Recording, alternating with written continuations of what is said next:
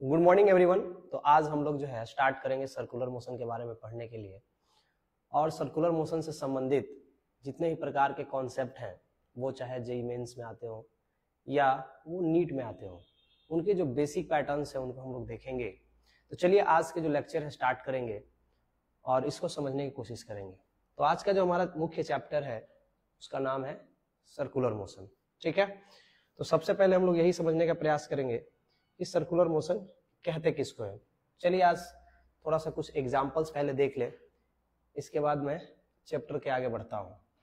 जैसे अगर हम कहें कि मून जो होता है या सैटेलाइट जो हमारे होते हैं वो अर्थ के चारों तरफ मूव करती है।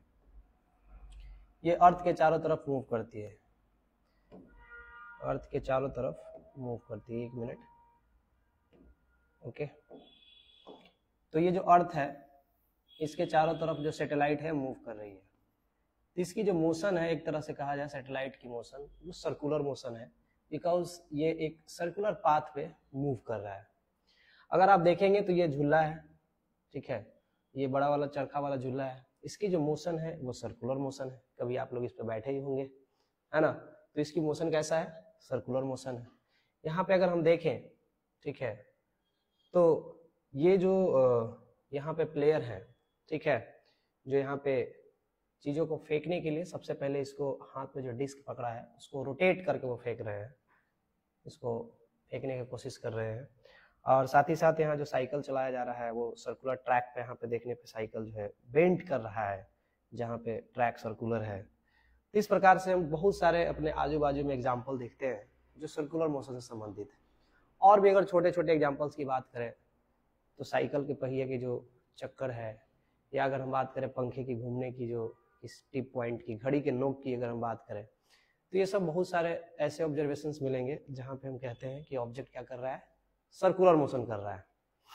अब बेसिक मतलब क्या है सर्कुलर मोशन की, तो सर्कुलर मोशन की डेफिनेशन वाइज अगर हम जाएं और चर्चा करें कि सर्कुलर मोशन हम लोग किसको कहेंगे, क्या कोई ऑब्जेक्ट सर्कुलर पाथ पे घूमेगा तभी सर्कुलर मोशन कहा जाता है, या कोई ऐसा भी कि सिचुएशन बेस्ड हो कि ऑब्जेक्ट स्ट्रेट भी चले तो सर्कुलर मोशन हो सकता है। ठीक है, ये थोड़ा सा मार्केबल पॉइंट है, इसको समझेंगे। देखिए, सर्कुलर मोशन को समझने के लिए सबसे पहले हम क्या करते हैं कि ऑब्जर्वर को फिक्स करते हैं। ठीक है, ये मेरा कोई ऑब्जर्वर है, ऑब्जर्वर अपने जगह से किसी पार्टिकल के मोशन को ऑब्जर्व करेगा। जैसे मान लेते हैं कि यहाँ कोई पार्टिकल है और ये पार्टिकल जो है ये एक जगह से दूसरे जगह मूव कर रहा है, चाहे कैसे भी मूव करे उससे मतलब नहीं है। एक मिनट,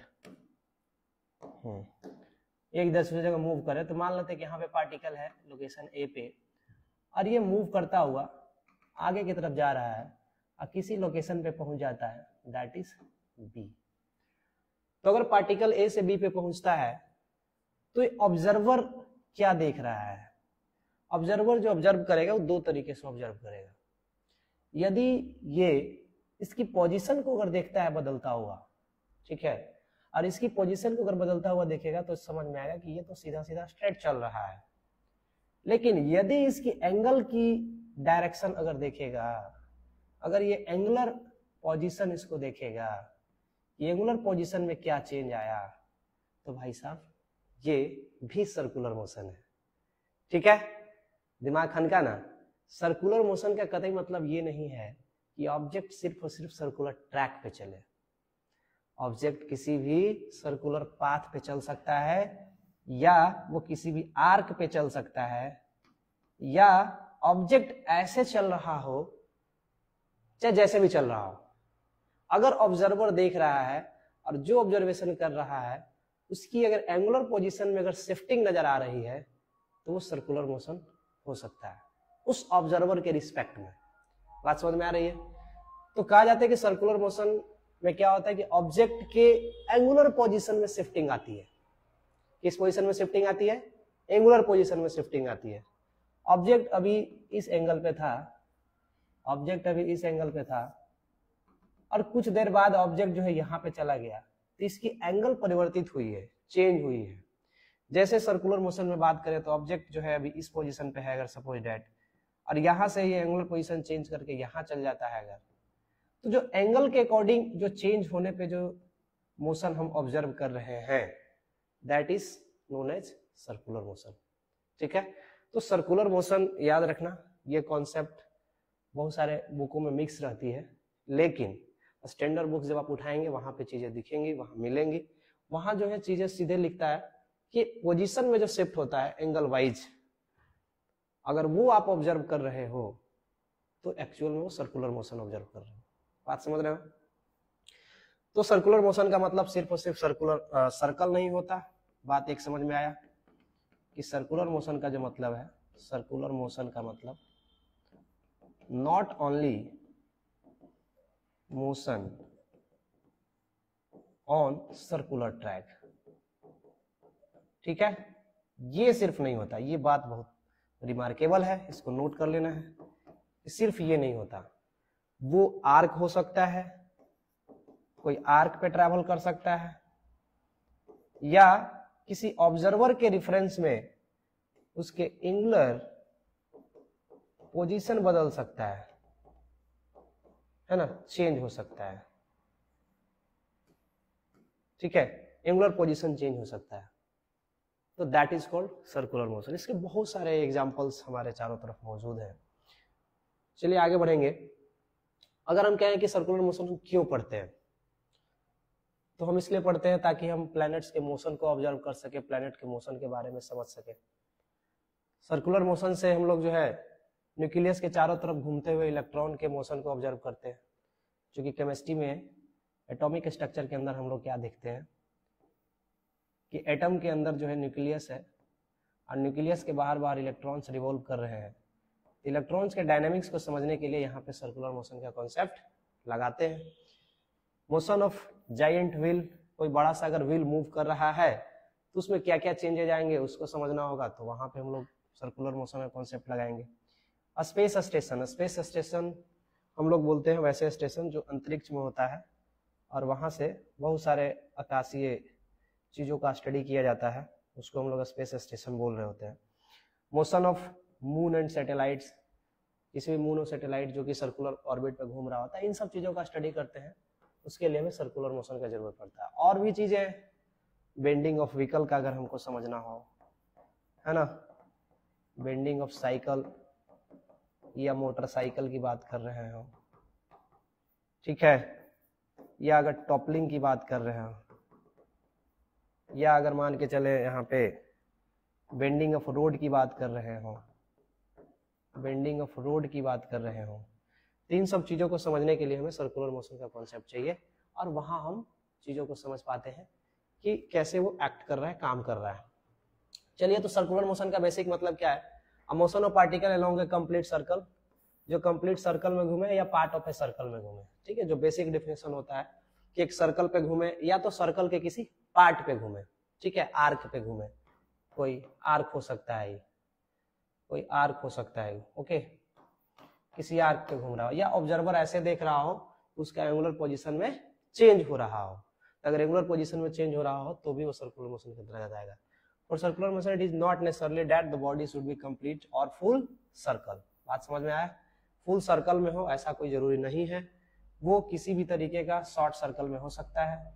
कोई जरूरी नहीं कि पूरा सर्कुलर बने ही, ये दूसरा पाथ भी हो सकता है ना, इंस्टेंट सर्कल जनरेट कर सकता है। जैसे यहाँ वाला पार्ट का सर्कल अलग है और आगे वाला पार्ट का सर्कुलर पार्ट अलग है, तो वो अलग अलग हो सकता है, नो डाउट। ठीक है, जैसे यहाँ पे छोटा सर्कल बन रहा हो, आगे जाके बड़ा सर्कल का फॉर्मेशन कर रहा हो, उसका सेंटर होता है, ऐसे करके ये यहाँ पर अपवर्ड बन जा रहा है सर्कुलर, तो डेट मीन्स इस तरह से फॉर्म क्रिएट कर सकता है। उस मोशन जो है अलग अलग, लेकिन इंस्टेंट जो पाथ है वो चेंज हो रहा होगा, no doubt, instant path change हो रहा होगा सर्कल के जैसा। नेक्स्ट, अगर अब इसमें हम लोग क्वांटिटी की अगर बात करें, पहला चीज तो जिस क्वांटिटी को पकड़ के हम लोग सर्कुलर मोशन को पढ़ते हैं वो है एंगुलर पोजीशन। क्या है? Angular position. अब उस एंगुलर पोजीशन को यहाँ पे हम लोग क्या कहते हैं? That angular position is known as theta. इसको आप एंगुलर डिस्प्लेसमेंट के नाम से जानते हो, एंगुलर डिस्प्लेसमेंट। ठीक है, एंगुलर डिस्प्लेसमेंट के नाम से हम लोग इसको जानते हैं। अब बात यह है कि what is angular displacement? Angular displacement क्या है? तो जैसे लीनियर डिस्प्लेसमेंट में क्या होता है कि हम कहते हैं कि एक ऑब्जेक्ट मान लो यहाँ पे है अगर ये t समय बाद दूसरा जगह b पे चला जाता है तो इसके पोजीशन वेक्टर में कितना का चेंज आता है, ठीक है। कार्टेशियन कोऑर्डिनेट सिस्टम में इसके पोजीशन वेक्टर में जितना चेंज आ जाएगा वो चेंज क्या कहलाता है, दैट इज कॉल्ड डिस्प्लेसमेंट, वो कहलाता है डिस्प्लेसमेंट, ये डिस्प्लेसमेंट है। तो इनिशियल और फाइनल, वैसे ही सेम ये पार्टिकल किसी रेफरेंस पॉइंट से जो एंगल बना रहा था, बाद में इसके एंगल में कितना शिफ्टिंग हुआ है, that is called angular displacement. बात समझ में आई? लीनियर डिस्प्लेसमेंट में ये होता है कि ऑब्जेक्ट लीनियरली कितना मूव करा है, एंगुलर डिस्प्लेसमेंट में होता है कि ऑब्जेक्ट में एंगल में कितना चेंज हुआ है। बात समझ में आया? मींस ऑब्जर्वर जो है एक पॉइंट पे रह के और एंगल बदल के चीजों को ऑब्जर्व करेगा। बात समझ में आ रही है? यहाँ क्या करेगा ऑब्जर्वर कि वो आगे मूव कर करके और वो जो ऑब्जर्वेशन लेगा उसके डिस्प्लेसमेंट देखेगा, उसका स्पीड निकालेगा, जो भी कैलकुलेशन करेगा वो, लेकिन वो लिनियरली कर रहा होगा। बट यहाँ जो है वो कैलकुलेशन कैसा हो रहा होगा, वो एंगल वाइज कैलकुलेशन हो रहा होगा, एंगुलर पोजीशन में चेंज करके वो चीजें देखी जा रही होगी कि एंगल में कितना शिफ्ट हुआ है, पहले 0 डिग्री पे था तो बाद में 30 पे हो गया, 180 पे हो गया, 260 पे हो गया, कितना चेंज आया है।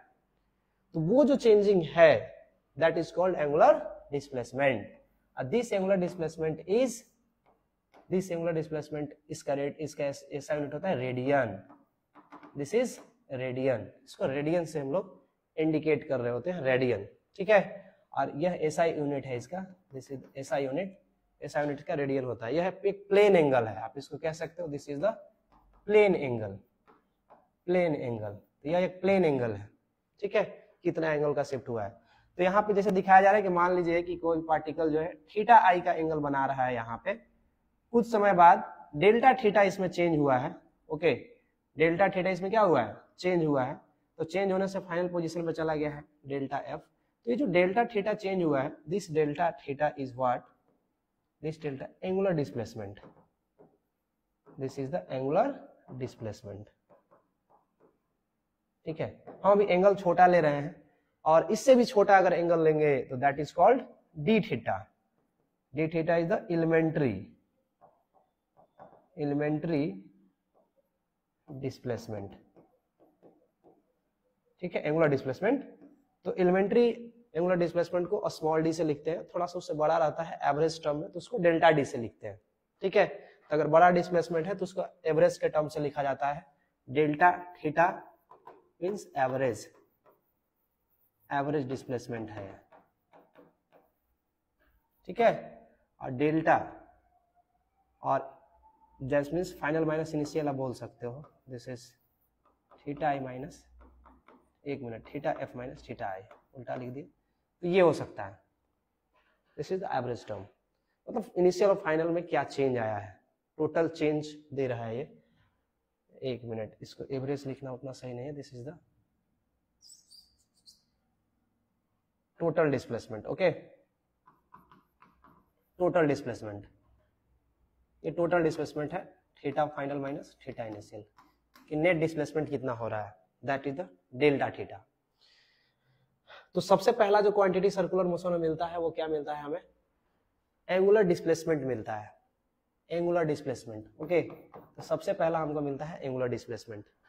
अब आगे अगर हम बात करें इसके आगे, नेक्स्ट वही चीज लिखा हुआ है कि एंगुलर डिस्प्लेसमेंट जो है, एंगुलर डिस्प्लेसमेंट जो है theta final minus theta initial है। और एंगुलर डिस्प्लेसमेंट अब दो तरीके से मेजर करा जाएगा, एक पॉजिटिव और दूसरा नेगेटिव। अगर एंगुलर डिस्प्लेसमेंट डेल्टा थीटा अगर पॉजिटिव आ रहा है या क्लॉकवाइज आप मेजर कर रहे हो, अगर किसी का डिस्प्लेसमेंट क्लॉकवाइज है, ठीक है, इधर से ऐसे है, दिस इज क्लॉकवाइज, और किसी का डिस्प्लेसमेंट ऊपर के साइड में मेजर हो रहा है, दैट मीन्स एंटी क्लॉकवाइज या काउंटर क्लॉकवाइज। इसको काउंटर क्लॉकवाइज बोलो या एंटी क्लॉकवाइज बोलो। अगर क्लॉकवाइज है तो इसको हम लोग नेगेटिव लेके चलते हैं, रेफरेंस है, और अगर क्लॉकवाइज है तो कैसा लेके चलते हैं, पॉजिटिव लेके चलते हैं।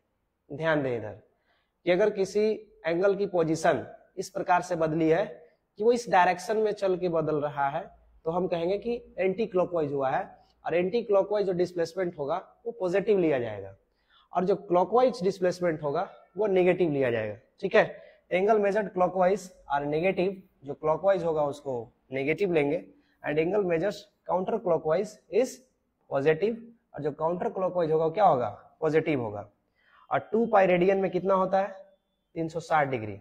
ठीक है, ये बात ध्यान देना है कि 2 पाई रेडियन बराबर होता है 360 डिग्री, यानी कि पाई रेडियन, रेडियन को सी से इंडिकेट करते हैं 180, पाई रेडियन बराबर 180 डिग्री। तो यहाँ से आप रेडियन और डिग्री में रिलेशन भी लिख सकते हैं, और इसके बीच में जब कभी भी रिलेशन आए तो उसको बदल सकते हैं एक दूसरे के टर्म में। ठीक है, और यहाँ से यहाँ चेंज कर सकते हैं आप। तो एंगुलर डिस्प्लेसमेंट की 2 वैल्यू होती है। अच्छा, ये वैल्यू पॉजिटिव भी हो सकती है, वैल्यू नेगेटिव भी हो सकती है। एक बार अगर चीजें रिवॉल्व मारेगी तो 360 डिग्री का डिस्प्लेसमेंट होगा या पाई का होगा, और अगर कोई n बार रिवॉल्व करेगा फॉर n टर्न्स अगर रिवॉल्व मारेगा तो जो थीटा हो जाएगा वो n इंटू 2 पाई हो जाएगा। बात समझे? तो n टाइम अगर रिवॉल्व मारेगा किस काउंटर क्लॉकवाइज या क्लॉकवाइज, तो ये एंटी क्लॉकवाइज। ठीक है, और अगर यही क्लॉकवाइज रहेगा तो माइनस में हो जाएगा, नेगेटिव आ जाएगा। ओके, तो एंटी क्लॉकवाइज में इतना आएगा n इंटू 2 पाई, n पॉजिटिव है, n नंबर ऑफ रिवॉल्यूशन को काउंट कर रहे हैं कि अगर n बार अगर कोई रोटेट करता है तो बताइए कितना टोटल डिस्प्लेसमेंट बनाएगा। ओके, अब एंगुलर डिस्प्लेसमेंट से इनिशियल पोजीशन और फाइनल पोजीशन के बीच की चेंज है वो एंगुलर डिस्प्लेसमेंट है। थोड़ा सा अगर हम बात कर रहे हो, अगर एक आध सवाल की अगर हम बात कर ले, तो जैसे मान लीजिए कोई ऑब्जेक्ट जो है यहाँ से चलना स्टार्ट करा है, यहाँ से रेफरेंस है मेरा, ये दिस इज द रेफरेंस, और चलते चलते अगर इधर आ गया है और हमारी जो मेजरमेंट है वो इस प्रकार से है, तो ये जो एंगल यहाँ से यहाँ तक हम मेजर करेंगे दिस शोज पॉजिटिव। और अगर हम रेफरेंस इधर से मेजर कर दिए है ना, this is the anti clockwise, तो दिस सेज दैट नेगेटिव। तो ध्यान देना है कि इधर वाला एंगल जो है वो पॉजिटिव रेफरेंस में मेजर किया जाएगा, और इधर वाले जो एंगल है वो नेगेटिव रेफरेंस से मेजर किया जाएगा। मतलब क्लॉकवाइज है तो नेगेटिव और एंटी क्लॉकवाइज है तो पॉजिटिव। ठीक है, जितना बार रिवॉल्व करेगा उतना बार हम एंगुलर डिस्प्लेसमेंट निकालने के लिए उतना से गुना कर देंगे, 2 पाई से गुना कर देंगे। ठीक, अब बात आती है एंगुलर वेलोसिटी की। तो एक टर्म हमने क्या सीखा, जहां से सर्कुलर मोशन स्टार्ट होता है वो होता है एंगुलर डिस्प्लेसमेंट। ये चीजें अगर समय के साथ उसकी पोजीशन इस प्रकार बदल रही है कि उसकी एंगल में शिफ्ट हो रहा है, उसका पोजीशन एंगुलर पोजीशन में जो शिफ्ट हो रहा है that is the circular motion, वो सर्कुलर मोशन है। और वहां से हमने क्या निकाला, वहां से जो है एंगुलर डिस्प्लेसमेंट समझा कि एंगुलर डिस्प्लेसमेंट कितना होगा। बात समझ रहे हैं? अब हम कह रहे हैं दूसरा जो क्वांटिटी है उसका नाम है एंगुलर वेलोसिटी। एंगुलर वेलोसिटी, तो जिस प्रकार से हमारे पास लीनियर वेलोसिटी था, लीनियर वेलोसिटी में क्या पढ़े थे, लीनियर वेलोसिटी में क्या पढ़े थे, डिस्प्लेसमेंट पर यूनिट टाइम। तो जो डिस्प्लेसमेंट पर यूनिट टाइम होता है that is called linear velocity. यहाँ जो लीनियर एंगुलर वेलोसिटी की बात है, दिस इज द डिस्प्लेसमेंट की जगह क्या रहेगा, angular displacement.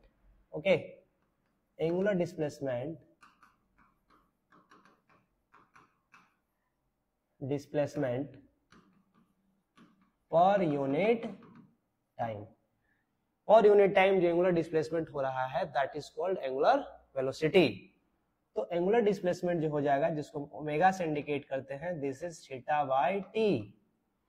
Theta is the angular displacement, अब per unit time means t, तो omega is equal to theta by t लिखते हैं। अब इस ओमेगा का अलग अलग फॉर्म होता है, एक होता है डेल्टा ओमेगा, एक होता है डी ओमेगा। ठीक है, डेल्टा ओमेगा इज एवरेज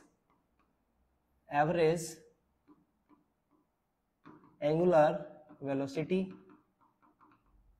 और डी ओमेगा इज इंस्टेंटेनियस, एक minute, d omega is not only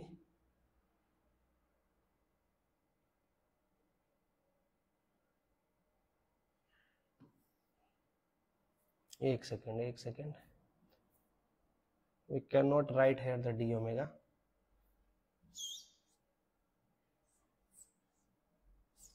Okay, average angular velocity omega average, okay, notation हम गलत लिख रहे थे। और एक होता है omega instantaneous, that means instantaneous angular velocity. Okay, तो दो प्रकार के यहाँ पे ओमेगा हो जाता है, एक होता है एवरेज और एक होता है इंस्टेंटेनियस। ऐसा ही हम लोग लीनियर में पढ़े हैं कि instantaneous angular velocity, average angular velocity, ऐसे करके जो है टर्म, वैसे ही लीनियर में भी है कि average linear velocity, instantaneous linear velocity, ये टर्म जो है वहां पे हमें वी के नाम से, अभी इंस्टेंटेनियस के नाम से जानते हैं। अब एवरेज अगर हमको लिखना होगा, एवरेज लिखना होगा तो कैसे लिखेंगे? Change in theta, change in time, this is the average. इसको अगर और अच्छा से लिखेंगे तो कह सकते हैं कि theta final minus theta initial divide by T final minus T initial, या डेल्टा टी। डेल्टा टी मतलब टाइम में चेंज, तो ये हम एवरेज बोलते हैं उसको, this is the average. Okay, अगर हमको इंस्टेंटेनियस लिखना हो तो इंस्टेंटेनियस के लिए क्या कर सकते हैं? जब डेल्टा टी बहुत छोटा हो जाए तो वो क्या हो जाता है? इंस्टेंटेनियस हो जाता है। तो अगर हम इस एवरेज टर्म को बहुत छोटे से टाइम के लिए निकालें, अगर हम कहें कि delta theta by delta T में लिमिट जो है डेल्टा टी वो 0 के टेंस पे कर रहा है, तो this quantity is says that omega, और दिस इज द इंस्टेंटेनियस, और ये कन्वर्ट हो जाता है डिफरेंशियल वैल्यू में D theta by d t, तो ये कन्वर्ट हो जाता है डिफरेंशियल वैल्यू में। तो ये इंस्टेंटेनियस है, this is the instantaneous, instantaneous. तो ये इंस्टेंटेनियस एंगुलर वेलोसिटी है। तो एंगुलर वेलोसिटी का बेसिक मतलब क्या हुआ कि डिस्प्लेसमेंट पर यूनिट टाइम होता है। इसका ऐसा यूनिट की अगर हम बात करें तो रेडियन पर सेकेंड हो जाएगा। ये दो टाइप का हो रहा होता है, एक एवरेज और एक इंस्टेंटेनियस। एवरेज की अगर हम बात करें तो टोटल कितना एंगल में चेंज हुआ है, टोटल टाइम कितना लगा है, दैट रिप्रेजेंट्स द एवरेज।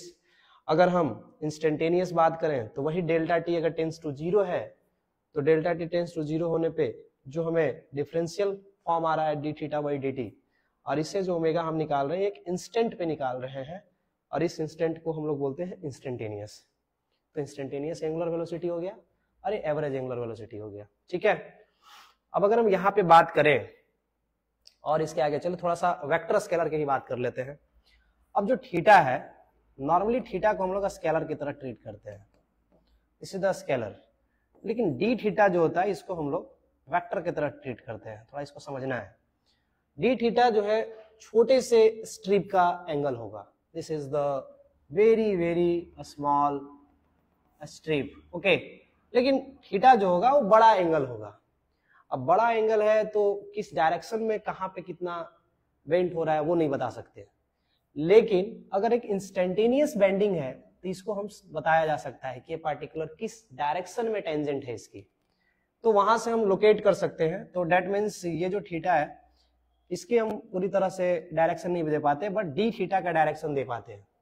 अब जब इसका डायरेक्शन देते हैं तो यहाँ पे जो है इंस्टेंटेनियस ओमेगा जो है वो वेक्टर क्वांटिटी हो जाता है d theta by d T.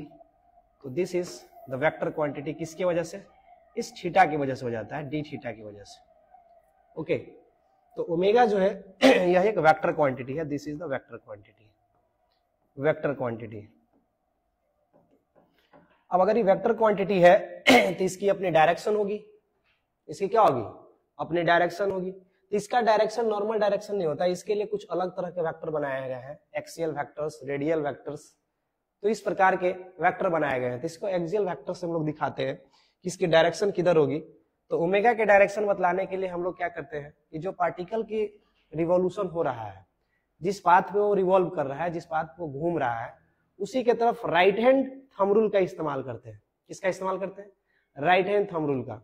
कि अगर मान लेते हैं कि ऑब्जेक्ट इस तरफ से ऐसे रोटेट कर रहा है, इस प्रकार से इसकी रोटेशन है, तो हम अपने हाथ को इस पर सेट करेंगे और सेट करके ऐसे रोटेट करेंगे, इस प्रकार से घुमाएंगे जिस प्रकार से इसका मोशन होगा। Thumb points the direction of omega, thumb किसका पॉइंट करेगा, ओमेगा की डायरेक्शन पॉइंट करेगा। तो अगर हमको डायरेक्शन निकालना हो ओमेगा की, और ओमेगा की अगर डायरेक्शन बतानी हो तो डायरेक्शन कैसे बताया जाता है ओमेगा की, राइट हैंड रूल से बताया जाता है। ध्यान देनी है, किससे बताया जाता है, राइट हैंड रूल से बताया जाता है। राइट हैंड रूल में क्या करते हैं हम लोग कि जिस तरफ से डिस्क घूम रहा है, जैसे यहाँ पे एक डिस्क लिया हुआ है, ये डिस्क ऐसे रोटेट कर रहा है, इसी के डायरेक्शन में रख के हम उंगली को घुमा रहे हैं, रोटेट कर रहे हैं। तो thumb point the outward, thumb कहाँ पॉइंट कर रहा है, आउटवर्ड पॉइंट कर रहा है। इसका मतलब what is the direction of omega, वो अपवर्ड है।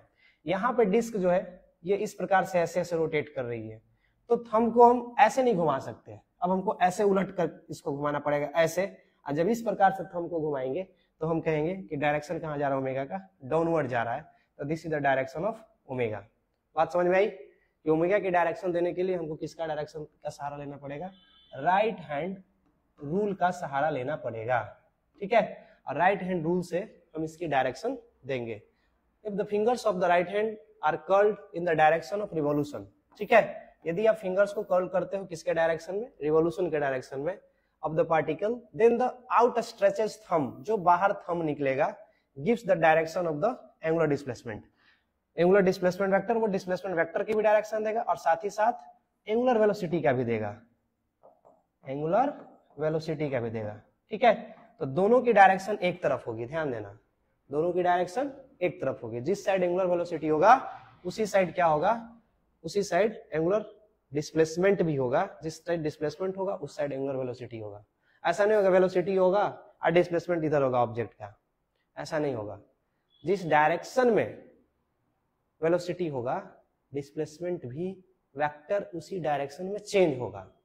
नेट डिस्प्लेसमेंट क्या होगा वो एक अलग बात है, बट चेंज इन उस समय जो होगा, उस समय जिस समय हम बात कर रहे होंगे वो वेलोसिटी के डायरेक्शन में ही हो रहा होगा। इसीलिए ये दोनों एक ही डायरेक्शन में आएंगे, ओमेगा और थीटा की अगर हम बात करें, this is also the direction of theta, this is also the direction of theta. Normally theta को स्केलर क्वांटिटी की तरह ट्रीट करते हैं, बट यहाँ पे एक्सियल वेक्टर्स बना के पढ़ते हैं, ठीक है। अब हम बात करते हैं नेक्स्ट क्वांटिटी की, जिसका नाम है एंगुलर एक्सेलरेशन। अभी तक हमने थीटा देखा, ओमेगा देखा, अब बात करते हैं एंगुलर एक्सेलरेशन की। अब एंगुलर एक्सेलरेशन भी इसी पे बेस्ड है, ये अलग थोड़ी है, एंगुलर एक्सेलरेशन भी जो है इसी पे बेस्ड है। एक मिनट, यहां से फिगर नहीं आ रहा,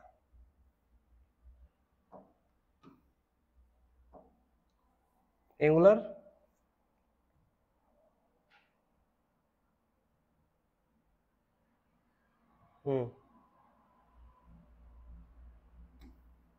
ओके, तो यहां जो है अगर हम बात करें, मान लेते हैं कि एक सर्कल है, थोड़ा सा इसको हम डार्क कर लेते हैं, तो ये सर्कल है, ठीक है। और यहां पे कोई पार्टिकल जो है यहां से यहां तक रोटेट कर रहा है, वो चल रहा है, घूम रहा है, सिंपल सी बात है। तो what is the angular acceleration? Angular acceleration ये कहता है कि एंगल में जो चेंज हो रहा है, जो थीटा बदल रहा है, मान लेते हैं कि पार्टिकल रोटेट कर रहा है, घूम रहा है सर्कुलर पाथ पे, ओके, और भी गोल गोल घूम रहा है, सपोज दैट, तो एंगल में जो चेंज हो रहा है वो पर सेकंड कितना हो रहा है, the rate of change of angular velocity with respect to time, okay. तो एंगुलर एक्सेलरेशन क्या होता है, ये होता है the rate of change of angular velocity per unit time, ठीक है। तो एंगुलर वेलोसिटी में जो चेंज हो रहा होता है that is called angular acceleration. पहले फिर से समझना है, ओमेगा कैसे निकला है, थीटा में कितना चेंज हो रहा है वो बताता है ओमेगा। अब इसको हम लोग अल्फा से इंडिकेट करते हैं, दिस इज अल्फा। तो अल्फा में बताता है कि ओमेगा में कितना चेंज हो रहा है, दैट इज कॉल्ड अल्फा, ठीक है। तो एंगुलर एक्सेलरेशन ये कहता है कि rate of change of angular velocity with respect to time, per unit time में कितना ओमेगा में चेंज हो गया है, क्या वो चेंज पॉजिटिव हुआ है, क्या वो चेंज नेगेटिव हुआ है, ये भी बताता है। अगर फाइनल वेलोसिटी जो है वो अगर कम है पहले से तो नेगेटिव होगा, अगर फाइनल वेलोसिटी ज्यादा है पहले से तो पॉजिटिव का चेंज होगा। तो दैट मीन्स ओमेगा अल्फा जो है वो डिसाइड करता है कि ओमेगा की वैल्यू बढ़ेगी कि घटेगी। बात समझ रहे हैं? अगर ओमेगा अगर पॉजिटिव आ रहा है, अल्फा अगर पॉजिटिव आ रहा है, इसका मतलब यह है कि ओमेगा की वैल्यू बढ़ेगा। अगर अल्फा नेगेटिव आ रहा है, इसका मतलब यह कि ओमेगा का वैल्यू घटेगा। बात समझ रहे हैं? क्योंकि डी ओमेगा डिसाइड कर रहा है कि अगर वो पॉजिटिव है या नेगेटिव है, तो उस आधार पे जो है अल्फा में डिसाइड होता है कि कितना वैल्यू आ रहा है, वो बढ़ा हुआ आ रहा है या घटा हुआ आ रहा है। तो एंगुलर एक्सेलरेशन वैसा ही है जैसा कि लीनियर एक्सेलरेशन है। लीनियर एक्सेलरेशन है। जो लीनियर एक्सेलरेशन हम लोगों ने पढ़ा है, क्या पढ़ा है लीनियर एक्सेलरेशन कि ए बराबर जो होता है dv बाई dt होता है। वेलोसिटी में चेंज पर unit time is called acceleration.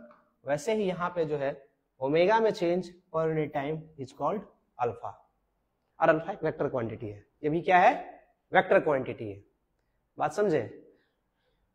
Alpha is Alto a vector quantity. अब ये भी दो तरह से लिखा जाता है, एक एवरेज लिखा जाता है। अगर एवरेज लिखा जा रहा है अल्फा एवरेज, तो वहां हम लोग जो है डेल्टा ओमेगा लेते हैं, with respect to delta t करते हैं, ठीक है, डेल्टा ओमेगा लेते हैं with respect to delta t करते हैं। और अगर इंस्टेंटेनियस लेना हो तो भाई साहब डिफरेंशियल फॉर्म लेते हैं। क्या लेते हैं? डिफरेंशियल फॉर्म लेते हैं, D omega by d T. ये दो प्रकार से ओमेगा को लिखा जा रहा है, d theta by d T, D omega by d T. This is the angular displacement. ऐसा ही है, sorry, this is the angular acceleration. ये ऐसा ही है जैसा कि लीनियर एक्सेलरेशन है, ठीक है। अब इसके आगे चलते हैं। अब अगर हम थोड़ा सा बात करें इसकी डायरेक्शन के, थोड़ा सा डायरेक्शन की बात कर लेते हैं, बिना डायरेक्शन का काम नहीं होगा। अगर हम अल्फा की डायरेक्शन की बात कर लें, अल्फा की किसकी बात कर लें? डायरेक्शन की बात कर लें, अल्फा की डायरेक्शन की बात कर लें। चूंकि वेक्टर क्वांटिटी है तो इसका अपना डायरेक्शन होगा, और डायरेक्शन होगा तो किस तरफ डायरेक्शन होगा? अगर हम एक शेप यहाँ पे ले लेते हैं, थोड़ा सा पूरा सर्कल नहीं बन पा रहा है ना, 3D ऑब्जेक्ट्स। अच्छा ठीक है, हम ये कह रहे हैं कि मान लेते हैं कि ये जो है एक डिस्क है, एक डिस्क है और ये रोटेट कर रहा है। ओके, ये क्या कर रहा है? रोटेट कर रहा है। और इस प्रकार से रोटेट कर रहा है कि इसकी ओमेगा अपवर्ड है। ओमेगा क्या है? अपवर्ड डायरेक्शन में है। इसका मतलब यह है कि डिस्क ऐसे रोटेट कर रहा है, इस प्रकार से रोटेट कर रहा है, ऐसे रोटेट करेगा तो ओमेगा कहाँ रहेगा? ऊपर रहेगा, ठीक। If omega is increasing, omega क्या कर रहा हो? इंक्रीज कर रहा हो। तो अगर ओमेगा इंक्रीज करेगा तो आप कहोगे कि भाई साहब जो अल्फा है वो इन द डायरेक्शन ऑफ ओमेगा। अगर ओमेगा बढ़ा तो अल्फा की डायरेक्शन किधर होगी? अल्फा की डायरेक्शन ओमेगा की तरफ होगी। क्यों? क्योंकि अल्फा ही इंक्रीज करा रहा है। अब अगर अल्फा ओमेगा की तरफ नहीं होगा तो कैसे इंक्रीज होगा? अगर ओमेगा की वैल्यू घट रही है, स्पीड क्या हो रहा है? घट रहा है। यहाँ स्पीड क्या हो रहा है? बढ़ रहा है, स्पीड इंक्रीज कर रहा है। तो अगर स्पीड इंक्रीज कर रहा है तो इसका मतलब अल्फा की डायरेक्शन ओमेगा के डायरेक्शन में है। अगर स्पीड घट रहा है तो अल्फा की जो डायरेक्शन है वो अपोजिट टू ओमेगा होगा, ठीक है। तो अगर यहाँ पे हमें स्पष्ट समझ लेना है कि ओमेगा की डायरेक्शन क्या होने वाली है और अल्फा की डायरेक्शन क्या होने वाली है। ओमेगा की डायरेक्शन हमने राइट हैंड थंब रूल से निकाला है। राइट हैंड थंब रूल से कैसे निकालेंगे? तो रोटेटिंग बॉडी की तरफ अपने फिंगर्स को कर्ल करेंगे, that gives the direction of omega and also the theta, दोनों की डायरेक्शन ही प्रोवाइड करेगा। फिर हम कह रहे हैं कि यदि स्पीड बढ़ रहा है, स्पीड अगर इंक्रीज कर रहा है तो उस सेंस में अल्फा जो होगा इन द डायरेक्शन ऑफ ओमेगा होगा। यदि स्पीड घट रहा है तो अपोजिट टू द ओमेगा होगा। तो अल्फा की डायरेक्शन हम इजिली बता सकते हैं, बस खाली हमें ये जानना है कि वो उसकी स्पीड बढ़ी है या घटी है। जैसे मान लीजिए एक फैन को आप ऑन करते हो, तो जैसे स्विच ऑन करते हो उस समय क्या होता है? पंखा जो है धीरे धीरे पिकअप पकड़ता है। तब पंखा मैक्सिमम स्पीड पकड़ने तक क्या कर रहा है? अल्फा उसकी पॉजिटिव है कि नेगेटिव है? पॉजिटिव होगा, बिकॉज रफ्तार पहले 0 थी, जब स्विच ऑन किए तो 0 से मैक्सिमम पे गया। इसका मतलब वहां से मैक्सिमम तक अल्फा इंक्रीज करा, ओमेगा इंक्रीज करा है। अगर ओमेगा इंक्रीज करा है दैट मींस अल्फा क्या है? पॉजिटिव है। अब इसके अपोजिट अगर हम मान लेते हैं फैन को ऑफ कर देते हैं, फैन को ऑफ कर दिए, जैसे हम बटन ऑफ करते क्या तुरंत रुक जाता है? नहीं, धीरे धीरे धीरे धीरे धीरे वो घूमते हुए स्लो होता है। यानी कि पहले बाद में जो ओमेगा की रफ्तार है ना, ओमेगा की जो है बाद में धीरे धीरे क्या हो रहा है? घट रही है, वो डिक्रीज कर रही है। तो अगर वो डिक्रीज कर रही है तो दैट मीन्स हम ये कह सकते हैं कि आफ्टर टाइम टी जो है उसकी वैल्यू घट रही है, डिक्रीज हो रही है। Okay, this is decreasing. अगर डिक्रीज कर रहा है इसका मतलब अल्फा अपोजिट है, तो उस समय एंगुलर एक्सेलरेशन अपोजिट लग रहा होगा। बात समझ में आई? तो ये दोनों जो है एकदम दिमाग में फिट कर लेना है कि अल्फा की डायरेक्शन कैसे बताते हैं। अल्फा की डायरेक्शन हम लोग ओमेगा की डायरेक्शन को देखते हुए बता रहे होते हैं। अब हमने यहाँ पे क्या क्या पढ़ लिया, यहाँ पे क्या क्या पढ़ लिया, थोड़ा सा इसको एक बार मैं क्लियर करा दूं कि मैंने क्या क्या पढ़ लिया। ओके मैंने क्या क्या पढ़ा, थीटा के बारे में पढ़ा, ओमेगा के बारे में पढ़ा और साथ ही साथ अल्फा के बारे में पढ़ा। ये तीनों एंगुलर वेरिएबल्स हैं, these are called angular variables. ये एंगल के अकॉर्डिंग चल रहे हैं। ये एंगुलर डिस्प्लेसमेंट है, एंगुलर डिस्प्लेसमेंट है, this is the angular velocity, this is also called angular speed। ठीक है, तो स्पीड बोले, एंगुलर स्पीड बोले, वेलोसिटी बोले, बात बराबर है।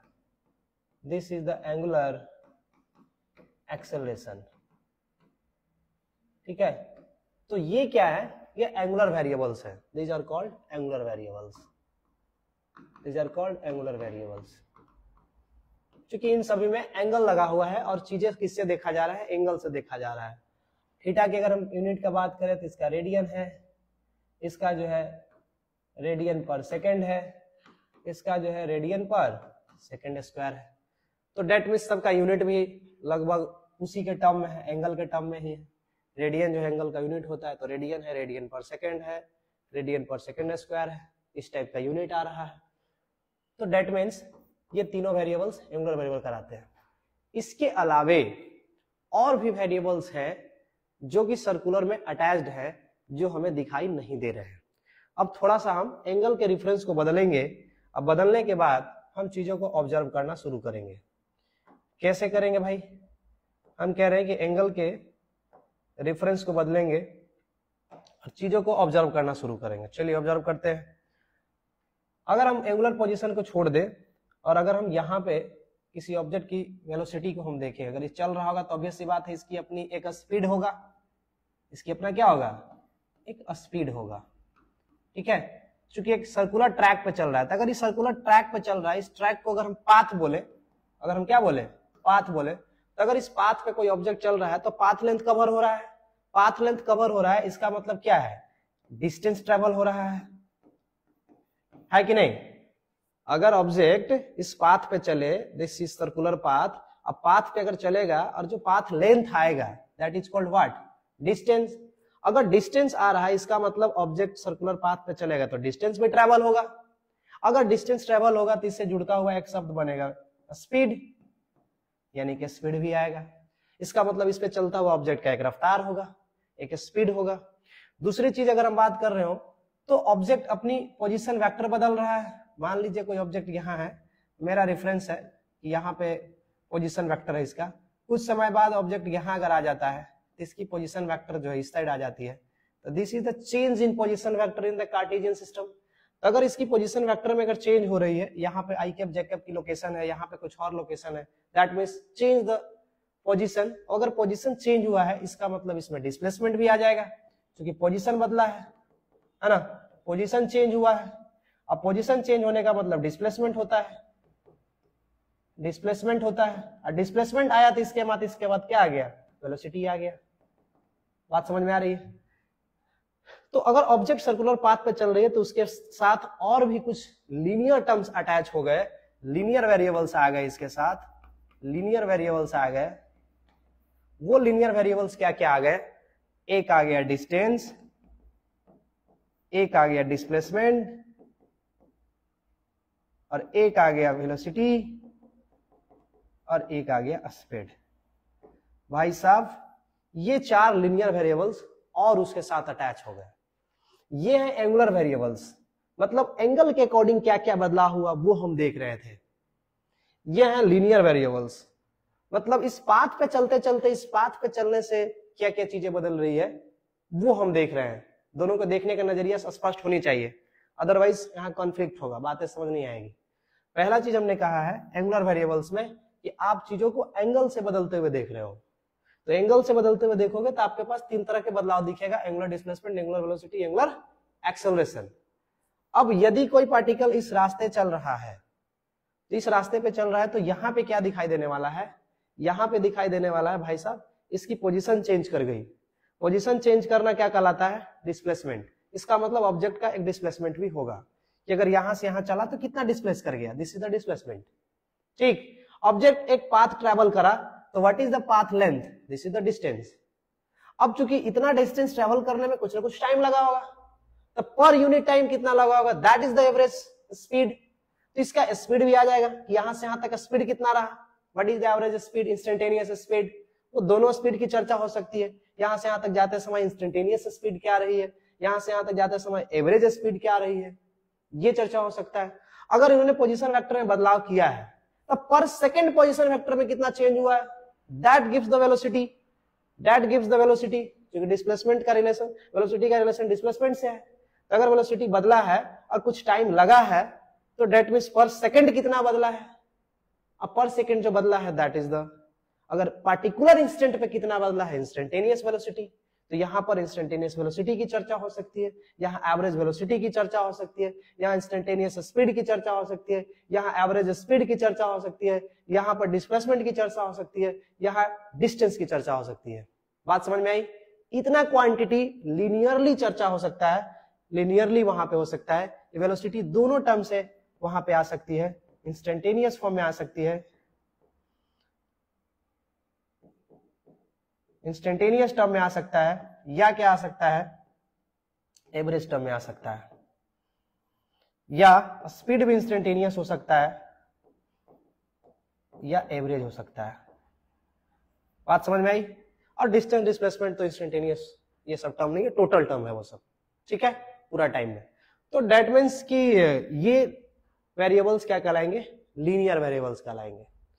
तो ये सर्कुलर मोशन में वर्ड्स जो पैरामीटर्स यूज होंगे, जो वेरिएबल्स यूज होंगे, वो सारे वेरिएबल्स क्या हमने यहाँ पे चर्चा करा है। अभी हम मोशन पॉइंट ऑफ व्यू से चीजों को देख रहे हैं। अभी हम किस पे कॉन्सेंट्रेटेड है? मोशन पे। अभी डायनामिक्स पे नहीं गए हैं कि ये चलता कैसे है, ये क्यों चल रहा है, कौन फोर्स लगा रहा है, चला कौन रहा है, कारक कौन है, उसकी हम बात नहीं कर रहे हैं। अभी हम सिर्फ ये बात कर रहे हैं बस चल दिया है तो क्या क्या चेंजेज आ रहे हैं। तो भाई साहब चल दिया है तो ये this three changes angular changes है, और ये कुछ चेंजेस हैं जो लीनियर चेंजेस है, ठीक है, लीनियर चेंजेस है।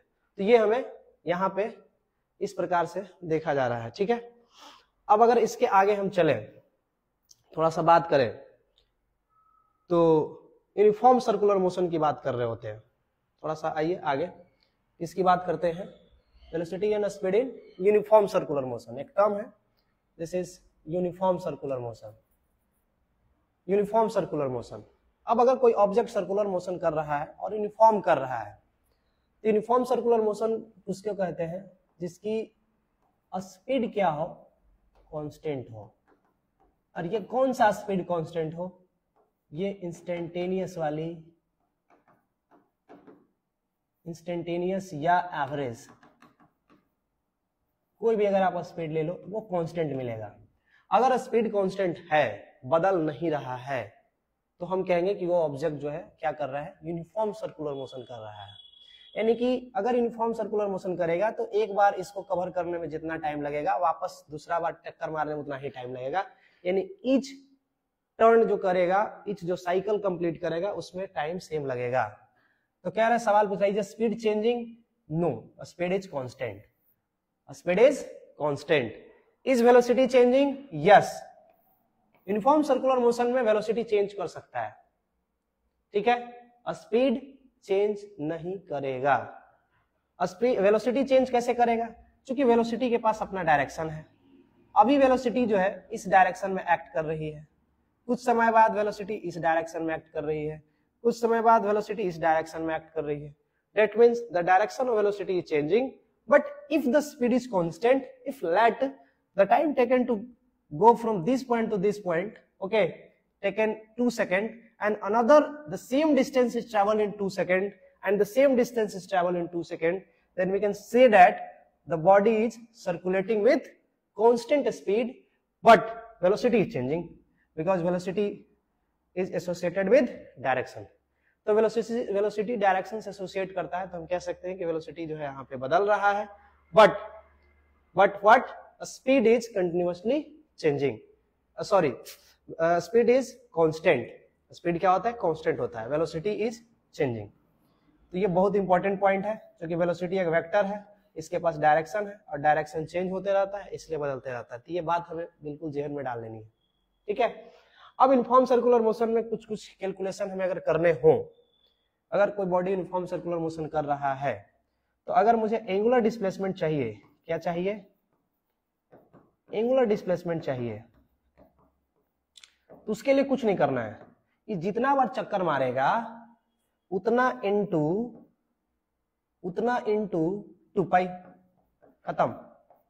चूंकि एक बार चक्कर मारेगा 2 पाई, दूसरा बार चक्कर मारेगा, और चूंकि स्पीड इसकी क्या है, कांस्टेंट है, तो जितना बार रोटेट करेगा उतना से गुना कर देंगे, ठीक है। यहाँ पे और क्या क्या टर्म्स आते हैं मैं बता रहा हूं। एक तो टर्म आ गया एंगुलर डिस्प्लेसमेंट का, जो कि n इंटू 2 पाई आ जाएगा, ठीक। एक और टर्म इसमें आएगा, अब यहाँ चूंकि चीजें कंटिन्यूअसली रिपीट हो रही है, this is the repeat type का मोशन हो गया, पेरियोडिक मोशन हो गया, इसको आप पेरियोडिक मोशन बोल सकते हो, दिस इज पेरियोडिक मोशन। एक मिनट, पेरियोडिक मोशन। तो अगर ये पेरियोडिक मोशन हो गया, तो इसमें दो टर्म और आएगा, एक आएगा टाइम पीरियड, क्या आएगा, टाइम पीरियड। अब एक आएगा फ्रीक्वेंसी, है ना, एक आएगा फ्रीक्वेंसी। तो एक टाइम पीरियड नाम का टर्म आ जाएगा, एक फ्रीक्वेंसी आ जाएगा, इसके साथ डिस्टेंस तो निकाल ही सकते हैं, उसमें क्या दिक्कत है, ये तो निकाला ही जा सकता है, डिस्टेंस हो गया, डिस्प्लेसमेंट हो गया, ठीक है, डिस्प्लेसमेंट हो गया, एंगुलर वेलोसिटी हो गया, वो सारा टर्म हम लोग निकाल सकते हैं। एंगुलर वेलोसिटी कितना रेडियन पर सेकंड घुमा, that is the angular velocity. Angular velocity ये सारा टर्म का हम लोग यूनिफॉर्म सर्कुलर मोशन में जिक्र कर रहे हैं, ताकि यूनिफॉर्म सर्कुलर मोशन क्लियर हो जाए। ओके, तो चलिए हम लोग आगे देखते हैं कैसे कैसे जो है इसमें निकाला जाए। चलिए एक स्लाइड ले लेते हैं और यहाँ से एक सर्कल बना लेते हैं और इसको थोड़ा सा बढ़िया से डेकोरेट कर लेते हैं, ठीक। अब इस यहाँ पे हम लोग क्या करेंगे, अगर ध्यान से देखें तो यहाँ पे क्या करेंगे कि अगर यूनिफॉर्म सर्कुलर मोशन कर रहा है, this is uniform circular motion, अगर यूनिफॉर्म सर्कुलर मोशन कर रहा है यहाँ, तो यहाँ पार्टिकल है और ये बी पे चला गया, और ये यूनिफॉर्म सर्कुलर मोशन अगर कर रहा है, this is doing uniform circular motion, theta angle अगर बना दिया है, ओके। तो जो डिस्टेंस होगा यहां से यहां तक, या जो स्पीड आएगा, जो वेलोसिटी आएगा, थोड़ा 1 बाय 1 करके हम लोग निकालते हैं इसको। तो चूंकि सर्कुलर मोशन में यूनिफॉर्म है, तो जो एंगुलर वेलोसिटी होगा, एंगुलर वेलोसिटी जो होगा, वेलोसिटी होगा, तो एंगुलर वेलोसिटी क्या कहलाएगा, omega is equal to omega delta theta by delta t. मतलब कितना थीटा में चेंज हुआ है और कितना टाइम लगा है, उसको अगर डायरेक्ट भाग दे दे तो यहाँ से हम एंगुलर ओमेगा निकाल के दे देंगे कि ओमेगा कितनी है इसकी, ठीक है। अब अगर ये कंटिन्यूअसली, अगर ये कंप्लीट इसी स्पीड से अगर घूम रहा है, मान लीजिए कि ये भी इसकी स्पीड है, वेलोसिटी के टर्म में जो भी चेंज हो रहा है वो, तो v जो है अगर ये कांस्टेंट स्पीड है, चूंकि यूनिफॉर्म सर्कुलर मोशन है, तो v क्या है, कांस्टेंट है ना, तो v इज कांस्टेंट, है ना। और v मतलब speed is constant, speed is constant, this is speed. तो स्पीड वहां अगर कांस्टेंट है, और तो ओमेगा आल्सो कांस्टेंट होगा, नो डाउट, बिकॉज प्रत्येक टाइम डेल्टा अगर मान लीजिए फॉर कंप्लीट साइकिल हम निकालें, फॉर कंप्लीट साइकिल, तो हम कह सकते हैं कि डेल्टा थीटा कितना हो जाएगा, 2 पाई हो जाएगा, और टाइम कितना लग जाएगा, 1 टाइम पीरियड लग जाएगा, this is called 1 time period, this is called T. तो हम कह सकते हैं कि omega is what, 2 pi by T. बात समझ में आई, ओमेगा क्या है, 2 पाई बाई टी है। क्यों, क्योंकि ओमेगा हमें कंप्लीट साइकिल का निकाल रहे हैं, और this is called angular frequency, this is called angular frequency. इसको आप एंगुलर वेलोसिटी बोलते हो, एंगुलर वेलोसिटी बोलते हो, ठीक है। दिस इज एंगुलर वेलोसिटी, या एंगुलर स्पीड भी बोल देते हैं इसको, उससे कोई दिक्कत नहीं है। This is the angular velocity, angular speed, angular frequency. इसका यूनिट जो है रेडियन पर सेकेंड ही होगा, रेडियन पर सेकेंड ही होगा। तो हमने कहा कि भाई साहब ओमेगा जो होगा, एंगुलर वेलोसिटी जो होगा वो होता है delta theta by delta T. अगर ये एक बार पूरा कंप्लीट घूमेगा, चूंकि यूनिफॉर्म रफ्तार से चल रहा है, कांस्टेंट स्पीड से चल रहा है इंटायर जर्नी में, तो हम कहते हैं अगर एक बार पूरा घूम ही जाए तो क्या होगा, एक बार अगर पूरा घूम जाएगा तो डेल्टा थीटा 2 पाई हो जाएगा। और टोटल टाइम कितना लग जाएगा, तो 1 टाइम पीरियड के बराबर। क्योंकि एक बार कंप्लीट साइकिल चलने में जो टाइम लगता है that is called time period. तो टी ले लेंगे, तो ओमेगा बराबर 2 pi by T. T is the time period, ध्यान देना है, टी वो टाइम है जिस टाइम में ऑब्जेक्ट एक बार सर्कुलेट होता है, एक बार चलने में जितना टाइम लगता है दैट इज कॉल्ड टी। अब अगर हम टी को थोड़ा सा रिप्लेस करें तो हम कह सकते हैं टी बराबर 1 by F. F is the frequency, है ना, एफ इज द फ्रीक्वेंसी, ठीक है, एफ इज द फ्रीक्वेंसी। तो यहां से हम टी को रिप्लेस कर सकते हैं फ्रीक्वेंसी से, तो यहां पे एक नया रिलेशन क्या मिलेगा, omega is equal to 2 pi by 1 by f. This is called omega is equal to 2 pi F.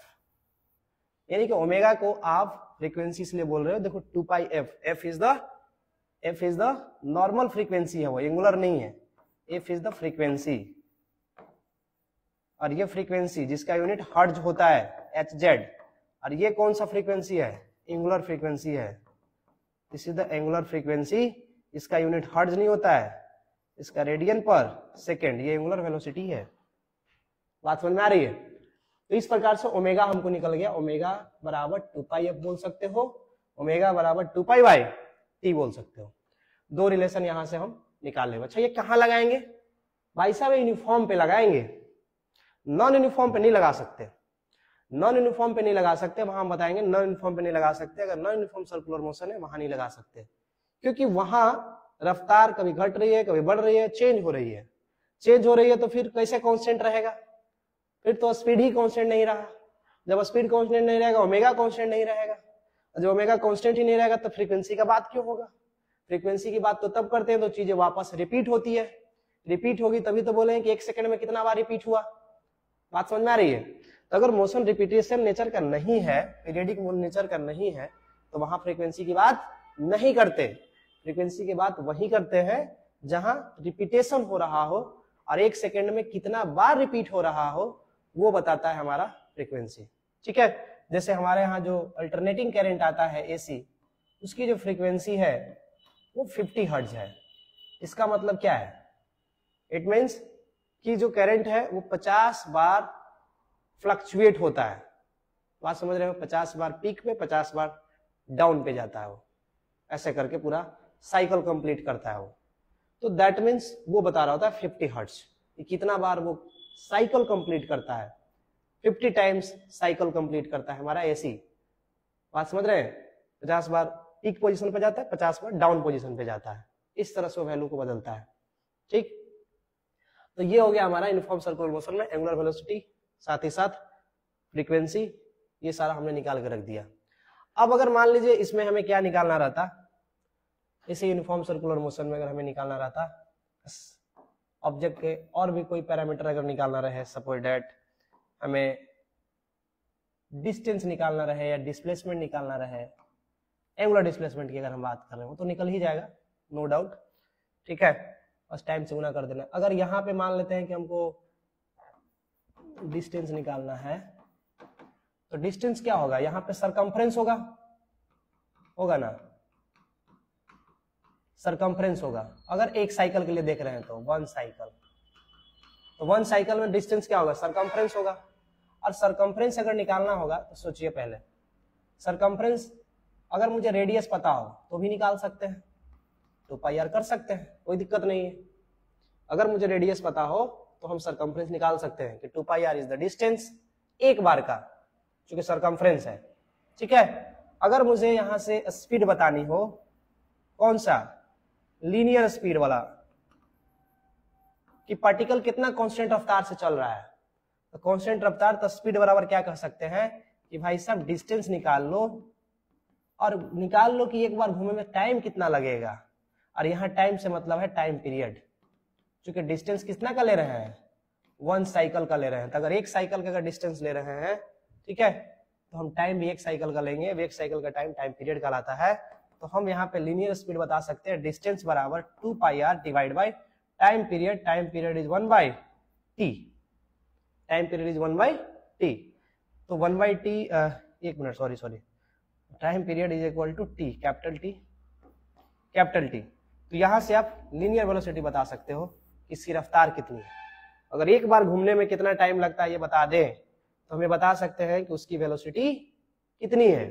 ठीक है, अगर टी को मैं यहां से अगर इसको और एक्सटेंड करूं तो टी को क्या लिखा जा सकता है, फ्रीक्वेंसी लिखा जा सकता है, ओमेगा के टर्म में लिखा जा सकता है ना, टी बराबर 2π/ओमेगा लिखा जा सकता है। तो ऐसे तो बदल के फॉर्मूला को चेंज किया जा सकता है, एक अलग बात है कि हम v बराबर 2πr और यहाँ से t को जो है 1 फ्रीक्वेंसी लिख सकते हैं, तो वेलोसिटी जो है 2πr इंटू एफ हो जाएगा। तो इस प्रकार से बदल के लिखा जा सकता है, एक दूसरे में चेंज किया जा सकता है। लेकिन ऐसे हम अगर ये पता हो कि एक बार कितना समय में घूम गया और उसको रेडियस कितनी है, तो हम स्पीड बता सकते हैं कि पार्टिकल की रफ्तार कितनी थी सर्कुलर मोशन में, है ना। चूंकि एक बार घूमा 2πr घूमा, 2πr घूमने के बाद टाइम कितना लगाया, तो t टाइम लगाया, तो t से हम डायरेक्ट भाग दे देंगे तो हमको यहाँ पे स्पीड निकल जाएगा। और ये जो स्पीड होगा ये कांस्टेंट स्पीड होगा, ये कांस्टेंट स्पीड होगा, क्योंकि हम क्या पढ़ रहे हैं, यूनिफॉर्म सर्कुलर मोशन पढ़ रहे हैं। ठीक है, तो यूनिफॉर्म सर्कुलर मोशन में ये जो स्पीड होगा वो कांस्टेंट रहेगा। अब बात आती है डिस्प्लेसमेंट की। तो एंगुलर डिस्प्लेसमेंट तो निकालना आसान है, ठीक है। अगर लीनियर डिस्प्लेसमेंट की बात कर दे कि पार्टिकल यहां से यहां चला गया तो डिस्प्लेसमेंट कितना होगा, तो भाई ये सब कैलकुलेट करना पड़ेगा, इसके लिए फॉर्मूला नहीं रट सकते। ठीक है, ये हमें कैलकुलेट करना होगा कि अगर पार्टिकल यहां से यहां चला गया तो लीनियर डिस्प्लेसमेंट कितना हुआ, तो ये हमें यहां से यहां तक इसकी पोजीशन वेक्टर में चेंज कितना हुआ एंगल अकॉर्डिंग, है ना।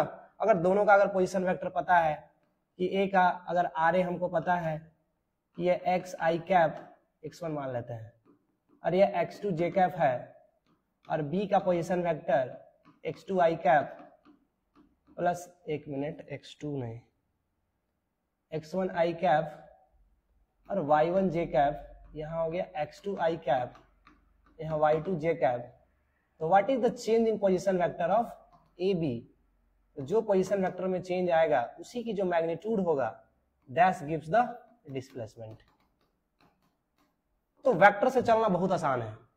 अगर हमें कहीं पर भी पार्टिकल रुकता है, किसी पोजीशन पे रुकता है, यहां से यहां रुक गया, यहां से 90 पर रुक गया, उसके लिए हम अलग अलग फॉर्मूला अगर डिराइव करें तो वो बहुत बड़ा हो जाएगा। इसीलिए हम क्या अप्रोच बता रहे हैं कि दोनों पॉइंट की लोकेशन लिख दो, सिंपल।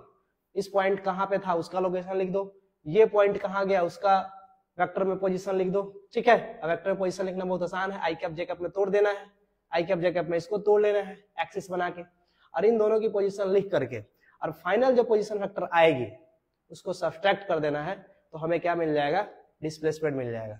तो जब कभी भी सर्कुलर मोशन में अगर हमें डिस्प्लेसमेंट निकालना हो तो डिस्प्लेसमेंट निकालने के लिए हम क्या करेंगे, वहां पे दोनों पॉइंट की पोजीशन वेक्टर को सब्सट्रैक्ट करेंगे और सब्सट्रैक्ट करके सीधा सीधा मैग्नीट्यूड निकाल देंगे, बात खत्म। चाहे वो एंगल कितना भी हो, 53 डिग्री हो, और भी अदर एंगल्स हो, 135 हो, दूसरे एंगल हो, जितना भी एंगल दे रखा हो, यहाँ कंफ्यूजन नहीं होगा। ठीक है, बस हमें वैल्यू याद रहनी चाहिए, बाकी कंफ्यूजन नहीं होना यहाँ।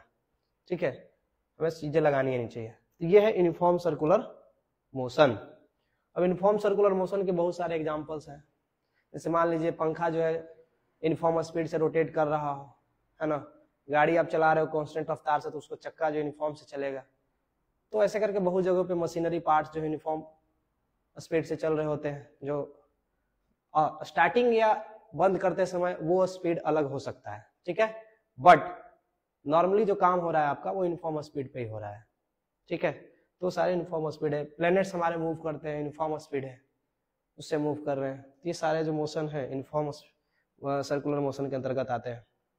अब हम आगे बात करेंगे डायनेमिक्स ऑफ सर्कुलर मोशन के बारे में थोड़ा सा, फिर आगे हम लोग चलेंगे नॉन यूनिफॉर्म मोशन में और बात कर रहे होंगे। तो अगर हम डायनेमिक्स ऑफ सर्कुलर मोशन की बात करें, डायनेमिक्स ऑफ सर्कुलर मोशन की अगर हम बात करें तो डायनेमिक्स का मतलब होता है कारण, एग्जैक्ट कारण क्या रहा सर्कुलर मोशन का।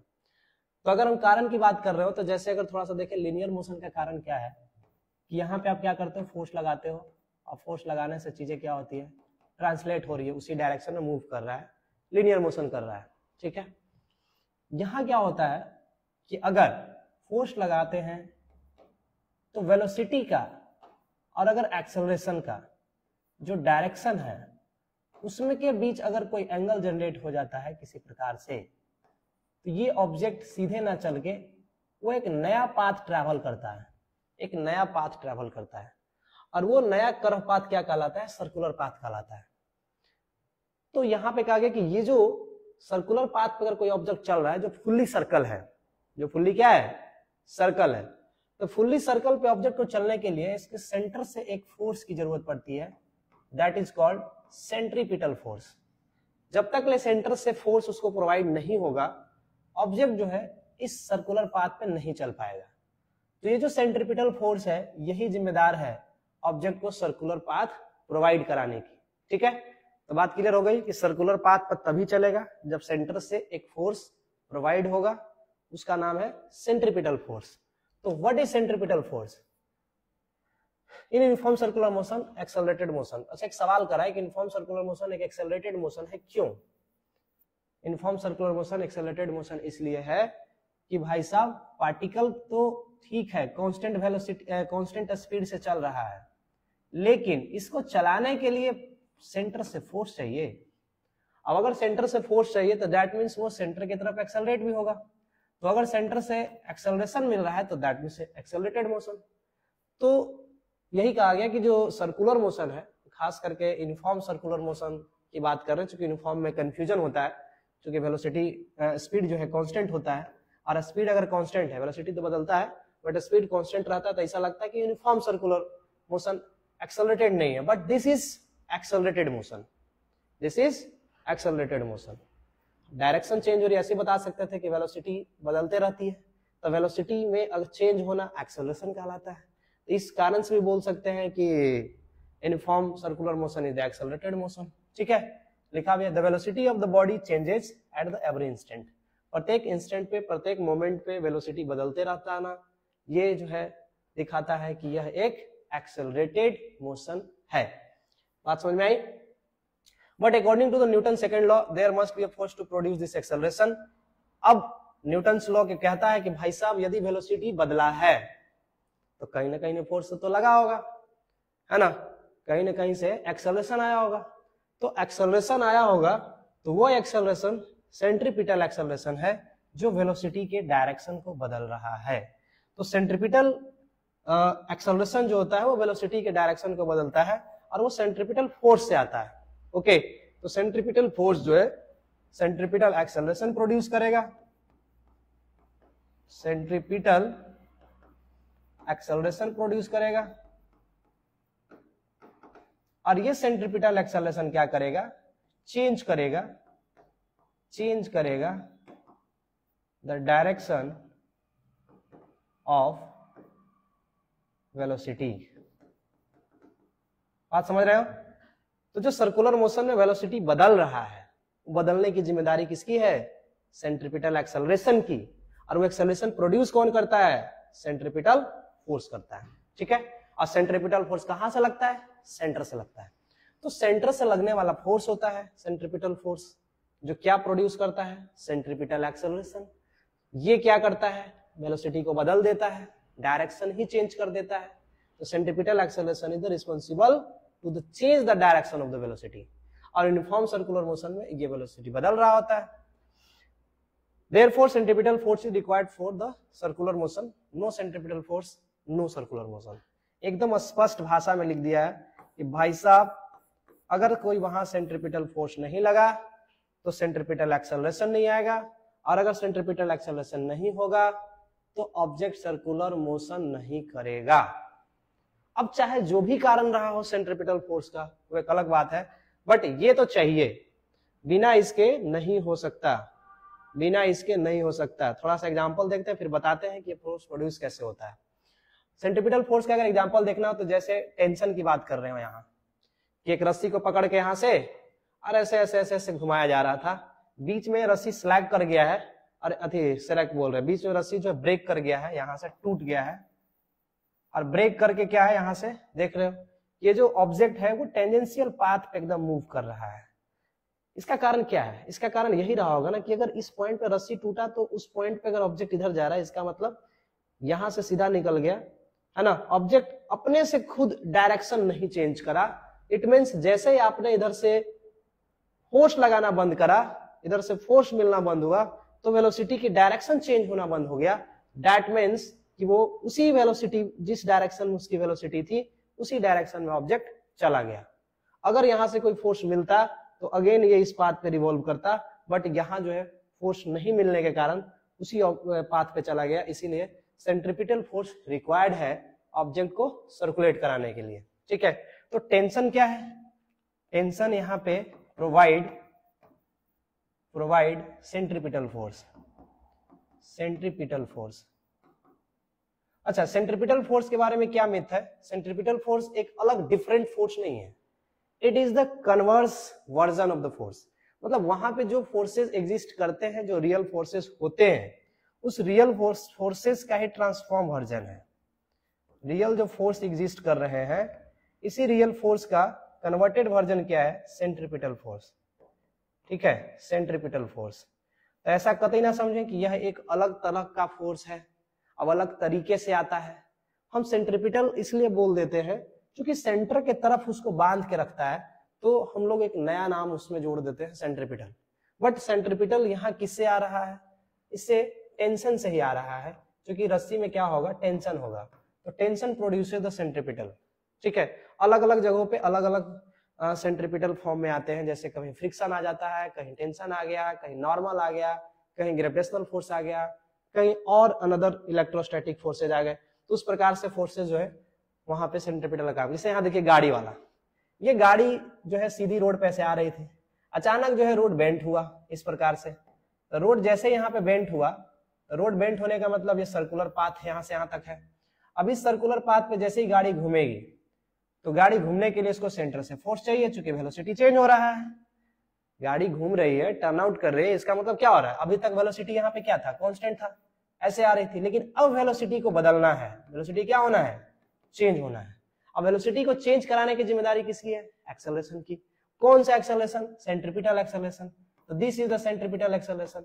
अब सेंट्रिपिटल एक्सेलरेशन क्या करेगा? वहां पे एक्ट करेगा। अब सेंट्रिपिटल एक्सेलरेशन प्रोड्यूस होने के लिए सेंट्रिपिटल फोर्स चाहिए। अब फोर्स यहाँ पे क्या लग रहे हैं? क्या यहाँ पे स्ट्रिंग बंधा हुआ है, रस्सी बंधा हुआ है? टेंशन नहीं लगेगा। यहाँ पे कॉन्टैक्ट सतह है, और वो कॉन्टैक्ट सतह क्या प्रोड्यूस कर रहा है? Static friction. तो स्टैटिक फ्रिक्शन यहाँ पे क्या प्रोवाइड कर रहा है? क्या प्रोवाइड कर रहा है? Centripetal acceleration. ठीक है, तो सेंट्रिपिटल एक तरह से पहले फोर्स लिख देते हैं, फिर एक्सेलरेशन लिख देंगे, दिक्कत है। सेंट्रिपिटल फोर्स में कन्वर्ट हो रहा है, और यही फोर्स क्या प्रोड्यूस कर देगा? एक्सेलरेशन प्रोड्यूस कर देगा। तो दैट मींस ये हमारा तरीका है, और इस प्रकार से जो है गाड़ियां रोड पे जो है बेंट होती है, मुड़ती है, जहां भी मुड़ना हो, अचानक तेज जाता हो अगर गाड़ी, अगर ये मुड़ जाए और फ्रिक्शन के वैल्यू वहां पे अगर घट जाए, उतना नहीं मिल पाए, तो गाड़ी जो है स्किड कर जाएगा, मतलब स्लिप कर जाएगा, वहां पे खिसक जाएगा। ठीक है, ये हो जाएगा अगर उसकी वैल्यू कम हुई तो। For a car travelling around the circular road with uniform speed, the CPF, ठीक है, centripetal force is provided by the force of static friction between tyres of the road. ठीक है, ये जो टायर है और जो रोड है, इसके बीच जो स्टैटिक फ्रिक्शन है, यही क्या प्रोवाइड हो रहा है? कहां? सेंट्रिपिटल फोर्स में कन्वर्ट हो रहा है। ठीक है, अब बात करें प्रॉपर्टीज ऑफ सेंट्रिपिटल फोर्सेस। तो सेंट्रिपिटल फोर्स कोई एक रियल फोर्स की तरह उस तरह से नहीं एग्जिस्ट करता अलग थलग, लेकिन इसको हम लोग मान के चलते हैं centripetal force is a real force, लेकिन ये कन्वर्टेड फोर्स है, ध्यान रखना है। This is the converted force. ठीक है, ये कन्वर्टेड फोर्स होता है, ये अकेला सेपरेट नहीं ट्रीट कर सकते इसको। ठीक है, ये अकेला नहीं है, कन्वर्टेड फोर्स है, बट इसको रियल हम लोग मान के चलते हैं, क्योंकि जो कन्वर्टेड फोर्स है वो रियल फोर्स है, तो इसी के वर्जन है, हम उसका नाम उस तरह से इंट्रोड्यूस करते हैं। ठीक है, CPF इज मतलब centripetal force is necessarily for maintaining uniform circular motion, और यूनिफॉर्म सर्कुलर मोशन में सेंट्रिपिटल फोर्स चाहिए ही चाहिए, है ना। ऐसे तो दोनों में ही आएगा, बिना सेंट्रिपिटल फोर्स के कोई भी यूनिफॉर्म हो या नॉन यूनिफॉर्म हो, है ना, नॉन यूनिफॉर्म मोशन हो, वहां भी चाहिए, लेकिन अगर उसको मेंटेन करके रखना है तो यूनिफॉर्म सर्कुलर मोशन को, तो सेंट्रीपिटल फोर्स क्या होगा, कांस्टेंट होगा, ये चेंज नहीं करेगा। ये बात है, यूनिफॉर्म सर्कुलर मोशन में centripetal force does not change. फिर CPF acts along the radius of the circle. हाँ, ये बहुत बड़ा बात है कि अगर जो सर्कल हम ले रहे हैं, इस सर्कल के जो सेंटर है, किसी पॉइंट पे अगर सेंट्रीपिटल फोर्स की डायरेक्शन चाहिए तो सेंटर की तरफ जो है पॉइंट खींच देते हैं। ये है सेंट्रीपिटल फोर्स। अगर यहाँ ऑब्जेक्ट है तो ये है सेंट्रीपिटल फोर्स, अगर यहाँ ऑब्जेक्ट है तो ये है सेंट्रीपिटल फोर्स। बात समझ में आ रही है? इस तरह से सेंटर की तरफ एक्ट करता है। CPF is directed towards the center of the circle. CPF does not do any work. ठीक है, ये कोई काम नहीं करता, सेंट्रीपिटल फोर्स कोई वर्क नहीं करता। इसके पीछे रीजन ये है कि फोर्स लग रहा है इधर, ऑब्जेक्ट जो है चल रहा है इधर, तो दोनों के बीच में डिस्प्लेसमेंट क्या रहता है, 90 डिग्री। तो वर्क बराबर एक फॉर्मूला पढ़ते हैं हम लोग, F into S cos theta. तो भाई साहब एफएस के बीच में एंगल कितना है, 90 है, इसीलिए work done due to centripetal force is 0। Work done by centripetal force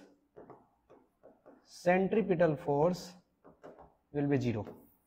ये इंपॉर्टेंट पॉइंट है, इसको लिख लेना है कि वर्क डन जो होता है सेंट्रीपिटल फोर्स के द्वारा वो 0 होता है, बिकॉज सेंट्रीपिटल फोर्स और डिस्प्लेसमेंट वेक्टर के बीच जो एंगल है वो 90 डिग्री का बन रहा होता है। मतलब ऑब्जेक्ट के जो मूवमेंट है और जो फोर्स है उन दोनों के बीच जो एंगल है ऑलवेज 90 रहता है, तो वो ये डिस्प्लेस नहीं कर पाता, वर्क डन नहीं कर पाता।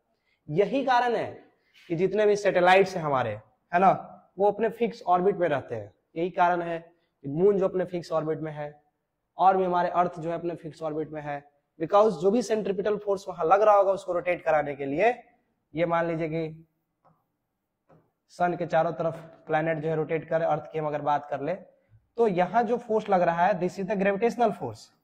क्योंकि यहाँ तो कोई कांटेक्ट नहीं है, तो फोर्स कौन सा लग रहा है, ग्रेविटेशनल फोर्स। ग्रेविटेशनल फोर्स ही किस में कन्वर्ट हो रहा है, सेंट्रीपिटल फोर्स में कन्वर्ट हो रहा है। एक मिनट, हाँ, सेंट्रीपिटल फोर्स में कन्वर्ट हो रहा है, और उस सेंट्रीपिटल फोर्स से कोई भी वर्क डन नहीं हो रहा है। तो जब वर्क डन ही नहीं होगा तो यहाँ पे इसके द्वारा कोई एनर्जी लॉस नहीं होगा, तो ऑर्बिट में ही वो अपना एनर्जी को मेंटेन करता है और वाइटल वेलोसिटी को फिक्स रखता है, और जो वेलोसिटी इसके पास रहता है उसी वेलोसिटी से वो प्लैनेट क्या करते रहता है, घूमते रहता है। ऐसे ही इलेक्ट्रॉन ऑर्बिट के चारों तरफ घूमते रहता है। तो जब भी वहां पे इलेक्ट्रोस्टैटिक फोर्स लग रहे होते हैं, यहाँ पे जो है ग्रेविटेशनल फोर्स लग रहे होते हैं, ये बात है।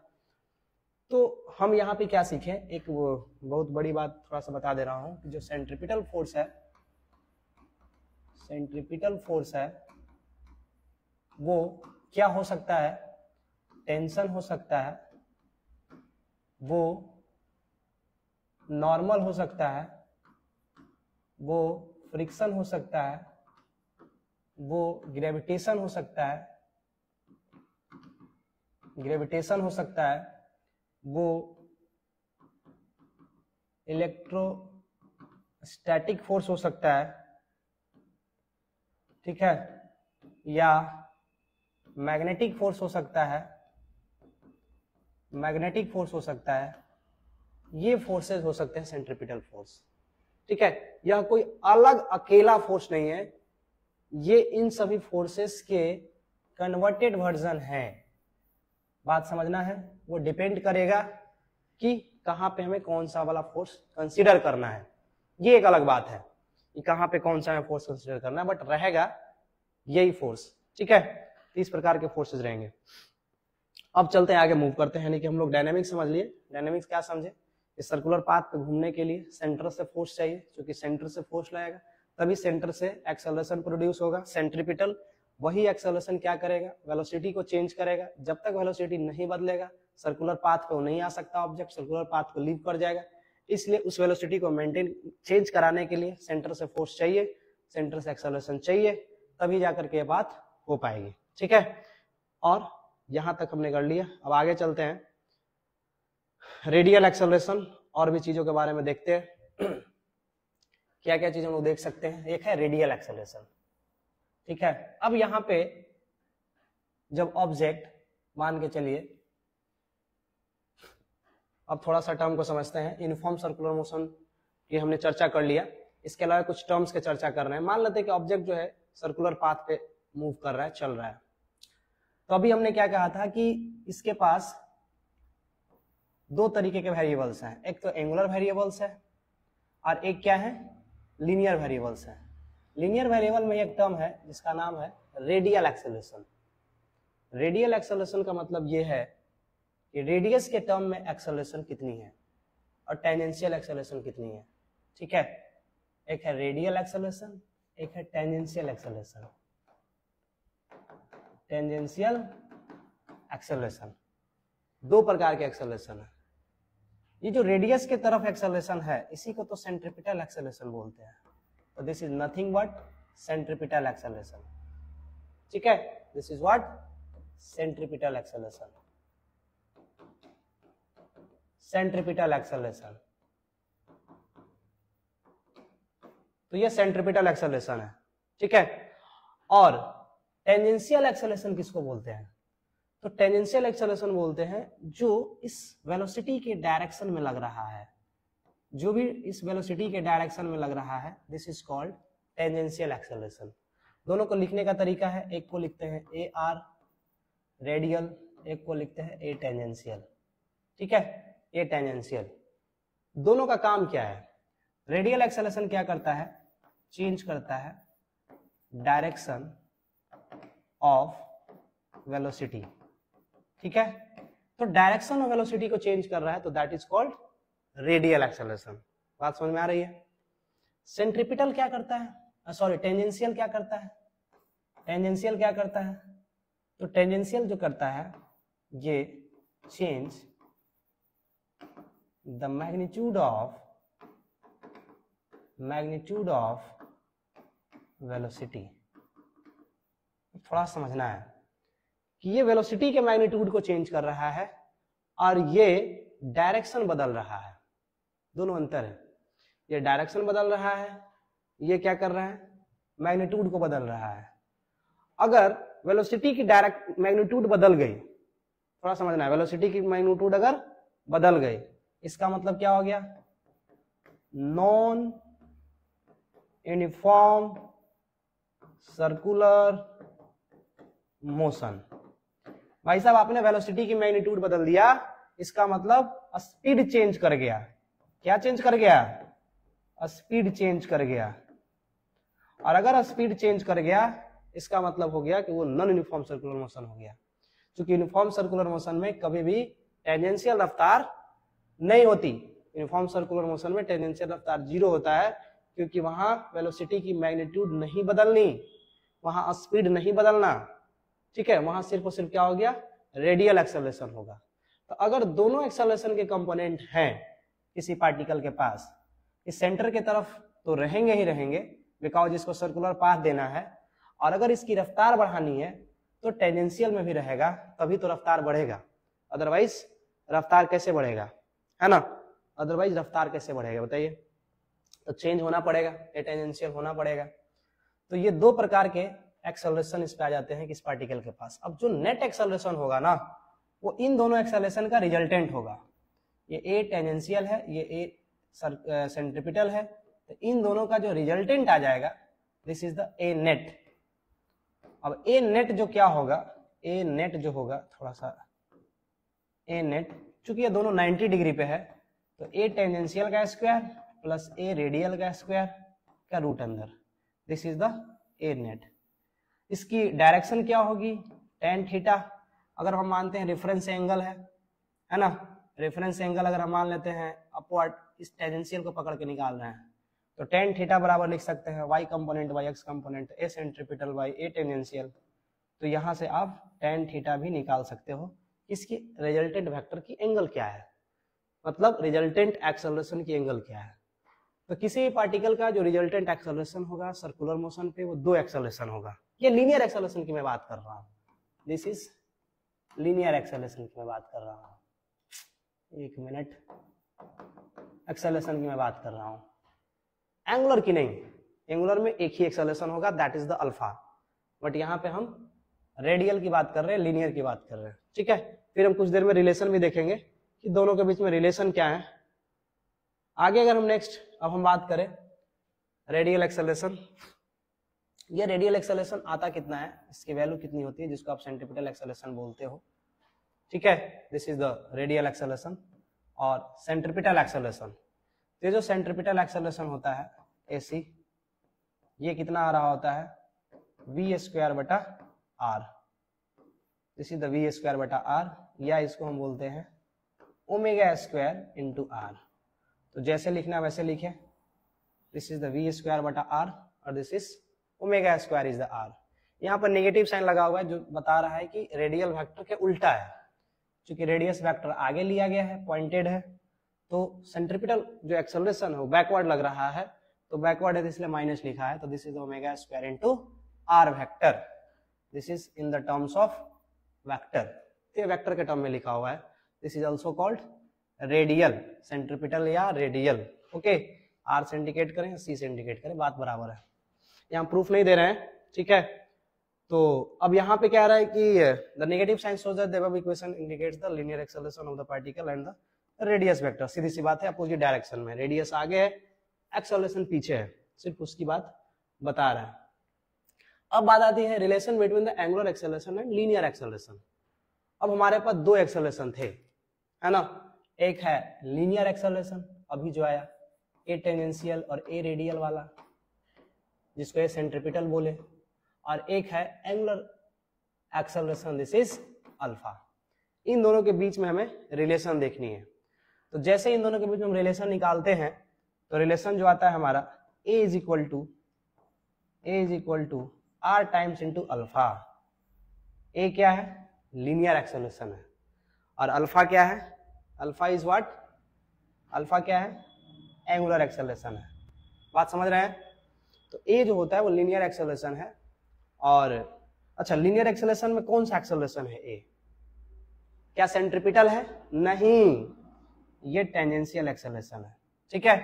तो ए टेंजेंशियल जो हो जाता है वो हो जाता है r times into alpha, r times into alpha, और ए सेंट्रीपिटल या ए रेडियल जो होता है वो v² बटा r, या इसको ओमेगा² इंटू r लिखते हैं। जैसे लिखने का मन हो वैसे आप लिख सकते हो। ये हो गया टेंजेंशियल, ये हो गया रेडियल सेंट्रीपिटल एक्सेलरेशन। तो ये दोनों एक्सेलरेशन है। बाकी यहाँ पे जो है प्रूफ दिया गया है, a बराबर डी बटा डी टी होता है, v बराबर r ओमेगा होता है, तो r ओमेगा रख के दोनों को डिफ्रेंशिएट किए हैं, r D omega by d T, omega D R by d T. फिर यहाँ पे D omega by d T जो है, चूंकि रेडियस चेंज नहीं कर रहा तो ये 0 हो जाता है, डी आर बटा डी टी, तो ये पार्ट हट जाता है। तो a बराबर जो है r into d omega by d t, और d omega by d t मतलब अल्फा, तो r टाइम्स अल्फा, सिंपल, ठीक है।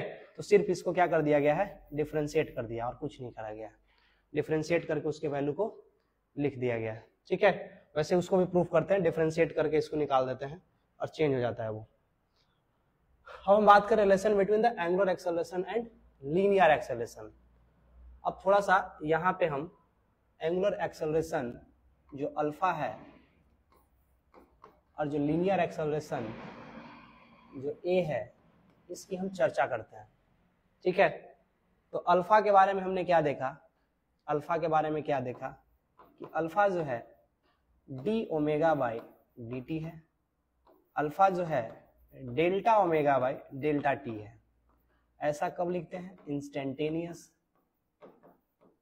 के टर्म में। ऐसा कब लिखते हैं, एवरेज, ठीक, ये अल्फा है। वैसे ही अगर हम लीनियर एक्सेलरेशन की बात करें ए, तो जो बेसिक फार्मूला है वो है d v by d t.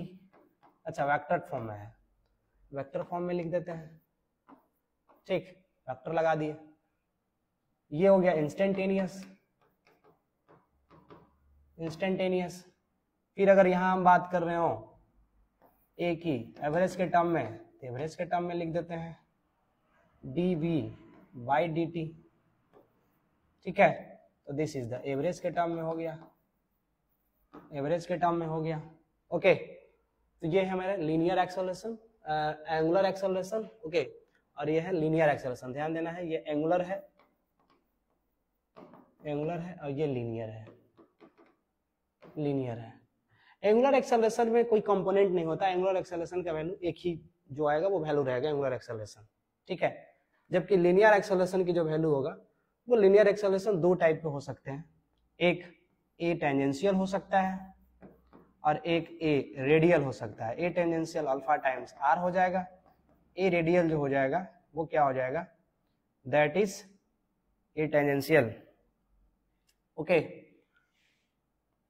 A radial हो जाएगा ओमेगा स्क्वायर इंटू आर, ठीक है, रेडियल एक्सेलरेशन हो गया।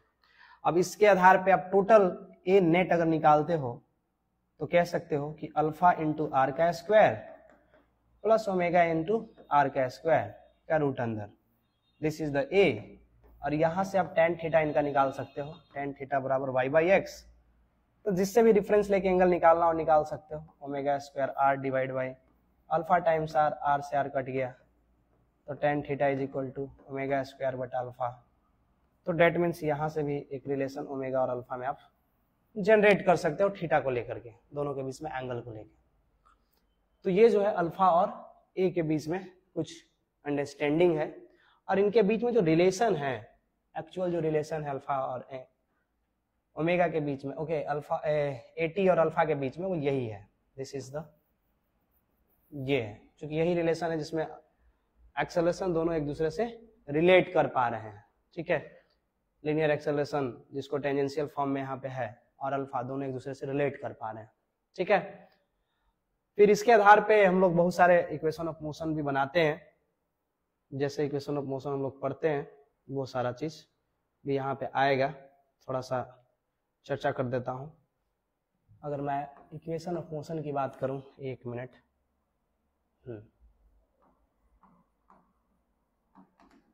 इक्वेशन ऑफ मोशन की अगर हम बात करें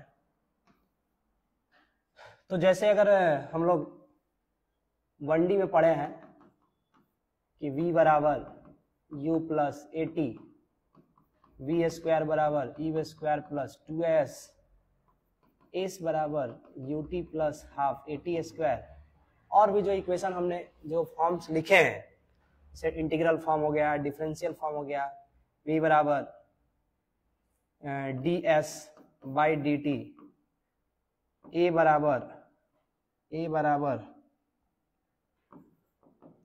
क्या लिखे हैं, एक मिनट, ए बराबर d v by d t, और ए बराबर जो होता है v d v by d x, ठीक है। ये सब इंटीग्रल फॉर्म की बात करें तो integration of v d t बराबर डी एस, या अगर हम integration of a d t बराबर वी, या डबल इंटीग्रेशन फॉर्म में लिखना हो तो ऐसे करके हम लोग 1D में स्ट्रेट लाइन मोशन में, लीनियर में हम लोगों ने पढ़ा है।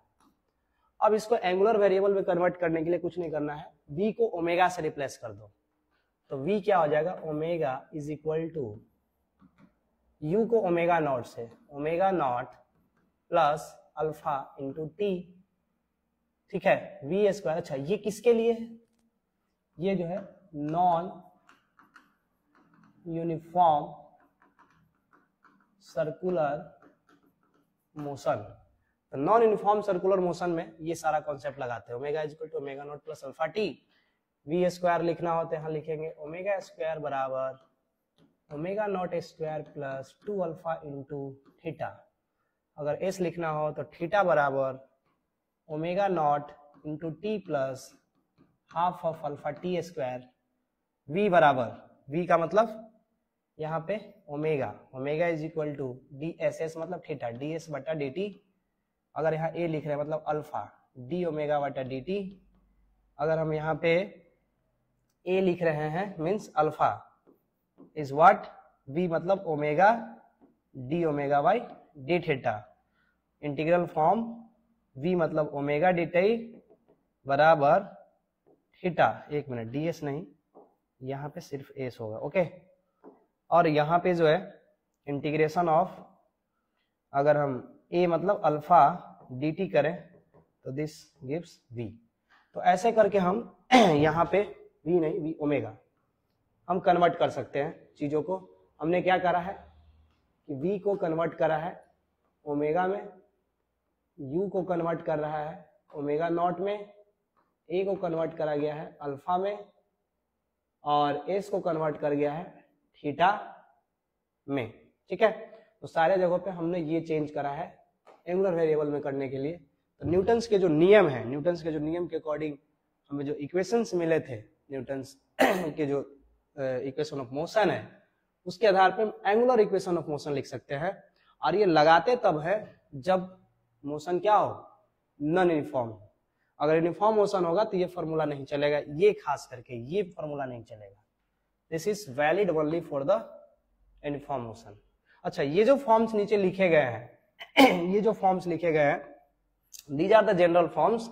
ये valid for uniform plus non uniform. तो भाई साहब ये जो है ना, ये बेसिक फॉर्म है, इंटीग्रल डिफरेंशियल फॉर्म। तो ये दोनों पे लगेगा, यूनिफॉर्म रहे नॉन यूनिफॉर्म रहे, जहां भी लगाना है, कहाँ में जरूरत पड़े तो ये केस में हम फॉर्मूला लगा सकते हैं, कोई दिक्कत नहीं है। बट इन फॉर्म्स को जो लगाते हैं, ये जो इक्वेशन ऑफ मोशन लगाते हैं, ठीक है, इसको लगाने के लिए हम सिर्फ और सिर्फ नॉन यूनिफॉर्म मोशन के केस में ही लगाते हैं, वो भी जहां अल्फा क्या हो, कांस्टेंट हो, जहां ए क्या हो, कांस्टेंट हो। ठीक है, तो जहां अल्फा कांस्टेंट हो, ए कांस्टेंट हो, उसी जगह पे हम लोग ये फॉर्मूला लगा पाएंगे, अदरवाइज नहीं लगा सकते। ठीक है, तो बात समझ में आ गई होगी कंपैरिजन करके कि हम किस प्रकार से जो है इक्वेशन लिख पाते हैं सर्कुलर मोशन में, और सर्कुलर मोशन का क्या क्या इक्वेशन हो सकता है। अब आगे हम बात करते हैं कुछ और फोर्सेस, जिसके एक का नाम है सेंट्रीफ्यूगल फोर्स। क्या है ये? सेंट्रीफ्यूगल फोर्स है। तो भाई सेंट्रीफ्यूगल फोर्स एक सूडो फोर्स होता है। जैसे क्या होती है, गाड़ियां जब टर्न करती है उड़ान पे, तो क्या होता है, लगता है इसे एकदम झटका लग रहा है पीछे के साइड में, है ना, किनारे साइड में फेंका जाएंगे, कोई फोर्स लगा रहा होगा। तो वो जो फोर्स की जो अपीयरेंस होती है वहां पे टर्न होते समय बाहर साइड में, that is known as centrifugal force. जो बाहर की तरफ लग रही है, that is the imaginary force, imaginary force. लेकिन बात यहाँ ये है कि वो फोर्स तब हम एक्सपीरियंस करते हैं जब हम खुद नॉन इनर्शियल फ्रेम पे होते हैं। ये बात समझनी है। बाहर वाला ऑब्जेक्ट बाहरी फ्रेम से उसका ये सूडो फोर्स नहीं कंसीडर कर सकता। खुद हम गाड़ी में बैठ के हम पे ऐसा लग रहा है, फोर्स लग रहा है, तो हम अपना ऑब्जर्वेशन कर रहे हैं कि हम पे फोर्स लग रहा है, तो हम कह सकते हैं कि मेरे पे सेंट्रीफ्यूगल फोर्स लग रहा है, because I am in the car और car is accelerating, so frame is non-inertial, so we can say that the force is what? The force is centrifugal. ठीक है, तो सेंट्रीफ्यूगल फोर्स का जो कॉन्सेप्ट है वो नॉन इनर्शियल फ्रेम से आता है, और जब तक ऑब्जर्वर नॉन इनर्शियल फ्रेम पे नहीं रहेगा तब तक ये कॉन्सेप्ट नहीं अप्लाई कर सकते। बात समझ में आया? तो ये चीज हमें ध्यान रखनी है कि नॉन इनर्शियल का कॉन्सेप्ट हम कब लगाएंगे, अरे सूडो फोर्स का कॉन्सेप्ट कब लगाएंगे, जब ऑब्जेक्ट कहाँ हो, जब ऑब्जर्वर कहाँ हो, नॉन इनर्शियल फ्रेम पे हो। ठीक है, अगर ऑब्जर्वर इनर्शियल फ्रेम में हो तो नहीं कह सकते कि वहां सूडो फोर्स लग रहा होगा, वहां सेंट्रीफ्यूगल फोर्स लग रहा होगा। This force is necessary in the order to explain the Newton's law of motion in accelerated frame reference. जब कभी भी एक्सेलरेटेड फ्रेम ऑफ रेफरेंस की बात हो तो ये फोर्स ऑब्जर्व की जाती थी, जैसे कि लेफ्ट में, लेफ्ट जब एक्सेलरेशन से ऊपर जाता है और इसमें बैठे हुए आदमी को लगता है कि हम पे कोई फोर्स लगा रहा है, तो अंदर बैठ करके चीजों को ऑब्जर्व करते समय इसको सूडो फोर्स ऑब्जर्व करना होगा। और इस सूडो फोर्स जो होता है उसको हम लोग क्या बोलते हैं, दिस इज ये सूडो फोर्स कि भाई साहब mass of object into acceleration of frame, this is the pseudo. F pseudo का जो वैल्यू हम लोग लिखते थे, वहां लिखते थे मास ऑफ ऑब्जेक्ट होना चाहिए और एक्सेलरेशन ऑफ फ्रेम होना चाहिए। और ये फोर्स किधर लगेगा, opposite to the accelerated frame लगेगा, उस डायरेक्शन में लगेगा, उल्टा लगेगा। लेकिन ये लिखेगा कौन, ये वो ऑब्जर्वर लिखेगा जो ऑब्जर्वर खुद उस फ्रेम पे बैठा होगा। बाहरी ऑब्जर्वर नहीं लिख सकता, खुद से नहीं लिख सकता अपने के रिस्पेक्ट में। ठीक है, वैसा ही फोर्स सेंट्रीफ्यूगल फोर्स है जो रोटेटिंग फ्रेम पे लगता है कि ऑब्जेक्ट अगर रोटेट हो रहा है, अगर घूम रहा है, और यहाँ पे हमको बाहरी फोर्स से एज्यूम करना है बैठे हुए अंदर से, तो हम कहेंगे कि यहाँ पे बाहरी फोर्स सेंट्रीफ्यूगल फोर्स है और वो सेंट्रीफ्यूगल फोर्स उस पर एक्ट कर रहा है बाहर की तरफ। अगर ये ऑब्जर्वर खुद रोटेटिंग फ्रेम पे बैठ के देखे तो। लेकिन अगर ऑब्जर्वर बाहरी फ्रेम पे है, अब बाहरी फ्रेम से अगर ऑब्जेक्ट को देख रहा है तो भाई साहब वहां नॉर्मल कॉन्सेप्ट लगाएगा, सेंट्रीफ्यूगल नहीं लगा सकता, वहां सेंट्रीपिटल लगा सकता है, कोई दिक्कत नहीं है। सेंट्रीपिटल तो भाई लगेगा ही लगेगा, क्योंकि बाहर से आदमी को घूमता हुआ दिखेगा, और जब घूमता हुआ दिखेगा तो फोर्स कहाँ लगेगा, अंदर की तरफ लगेगा, तो इनसाइड फोर्स लगेगा। ठीक है, तो अभी हम लोग सर्कुलर मोशन में जब सवाल करेंगे तो वहां देखेंगे कि कैसे एफबीडी ऑब्जर्व करते हैं, सर्कुलर मोशन में कैसे खींचते हैं, है ना, सारी बातों को देखेंगे जब क्वेश्चन करेंगे। अभी मैं एक समराइज कॉन्सेप्ट डेवलप करा रहा हूँ।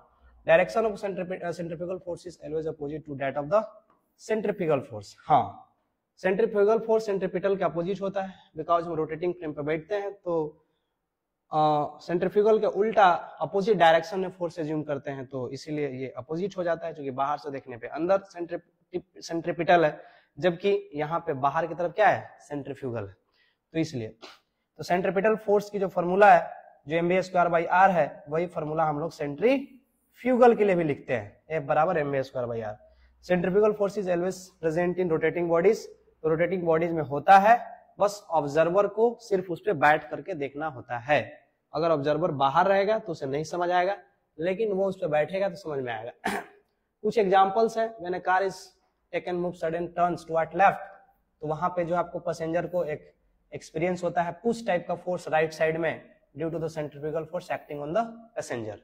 पैसेंजर अंदर बैठ के अंदर ऑब्जर्व करता है कि हमको कोई धकिया रहा है, तो that is the centrifugal force. The children sitting in the merry-go-round experience outward force as the merry-go-round rotates about the vertical axis। हाँ, अगर चिल्ड्रन जो है बैठ करके ऐसे ऐसे ऐसे ऐसे गोल गोल घूम रहे हैं, तो जैसे वर्टिकल एक्सिस मतलब ऐसे ऐसे घूम रहे हैं, सॉरी, इस प्रकार से अगर घूम रहा है, जैसे घुमाया तो जैसा लगता है टर्न आउट होता है, जहां जहां कि बाहर की तरफ उनको कोई खींच रहा है वो। Centripetal centrifugal forces do not constitute an action reaction pair. ये बात बहुत इंपॉर्टेंट है, कहीं भी ये एक्शन रिएक्शन पेयर की तरह काम नहीं करता, दोनों अलग अलग फ्रेम पे ऑब्जर्व किया जाता है, एक साथ दोनों फोर्स एग्जिस्ट कर ही नहीं सकता। ठीक है, नो एग्जिस्ट, एक मिनट, सेम टाइम, तो एक ही समय दोनों एग्जिस्ट नहीं कर सकते। क्यों? क्योंकि एक ही समय ऑब्जर्वर दोनों जगह नहीं रह सकता। ऐसा नहीं कि एक ही ऑब्जर्वर इनर्शियल फ्रेम पे है, एक ही ऑब्जर्वर नॉन इनर्शियल फ्रेम पे है, दोनों जगह हो जाए, ऐसा संभव ही नहीं है। तो एक ही समय दोनों जगह नहीं हो सकता। ठीक है, इसलिए दोनों सेपरेट सेपरेट होते हैं। नेक्स्ट अगर हम बात कर रहे हो आगे, तो कुछ इंपॉर्टेंट डायनेमिक्स की बात कर लेते हैं, जैसे banking of road. Banking of road में रोड जो है टर्न आउट रहता है, हम देखते हैं गाड़ी जब चलाते हैं तो रोड टर्निंग आता है, तो टर्निंग पे जो है गाड़ी को मोड़ते हैं, साइकिल मोड़ते हैं, मोटरसाइकिल मोड़ते हैं, तो वहां पे आपने ऑब्जर्व करा होगा कि मोड़ते समय साइकिल या मोटरसाइकिल हल्का सा झुक जाता है, बेंडिंग भी होता है। चार चक्का है, नहीं बेंड होगा, है ना, वहां पे उसको झुकना ही नहीं है, वहां पे ऑलरेडी उसको फ्रिक्शन प्रोवाइड हो जा रहा है चक्के से। तो डेट मीन्स जब कार या कोई और गाड़ियां जब बेंड करती है, सेंटर से इसको फोर्स चाहिए घूमने के लिए, सेंटर से फोर्स चाहिए, साथ ही साथ चक्का में फ्रिक्शन चाहिए, बिना फ्रिक्शन के तो स्लाइड कर जाएगा।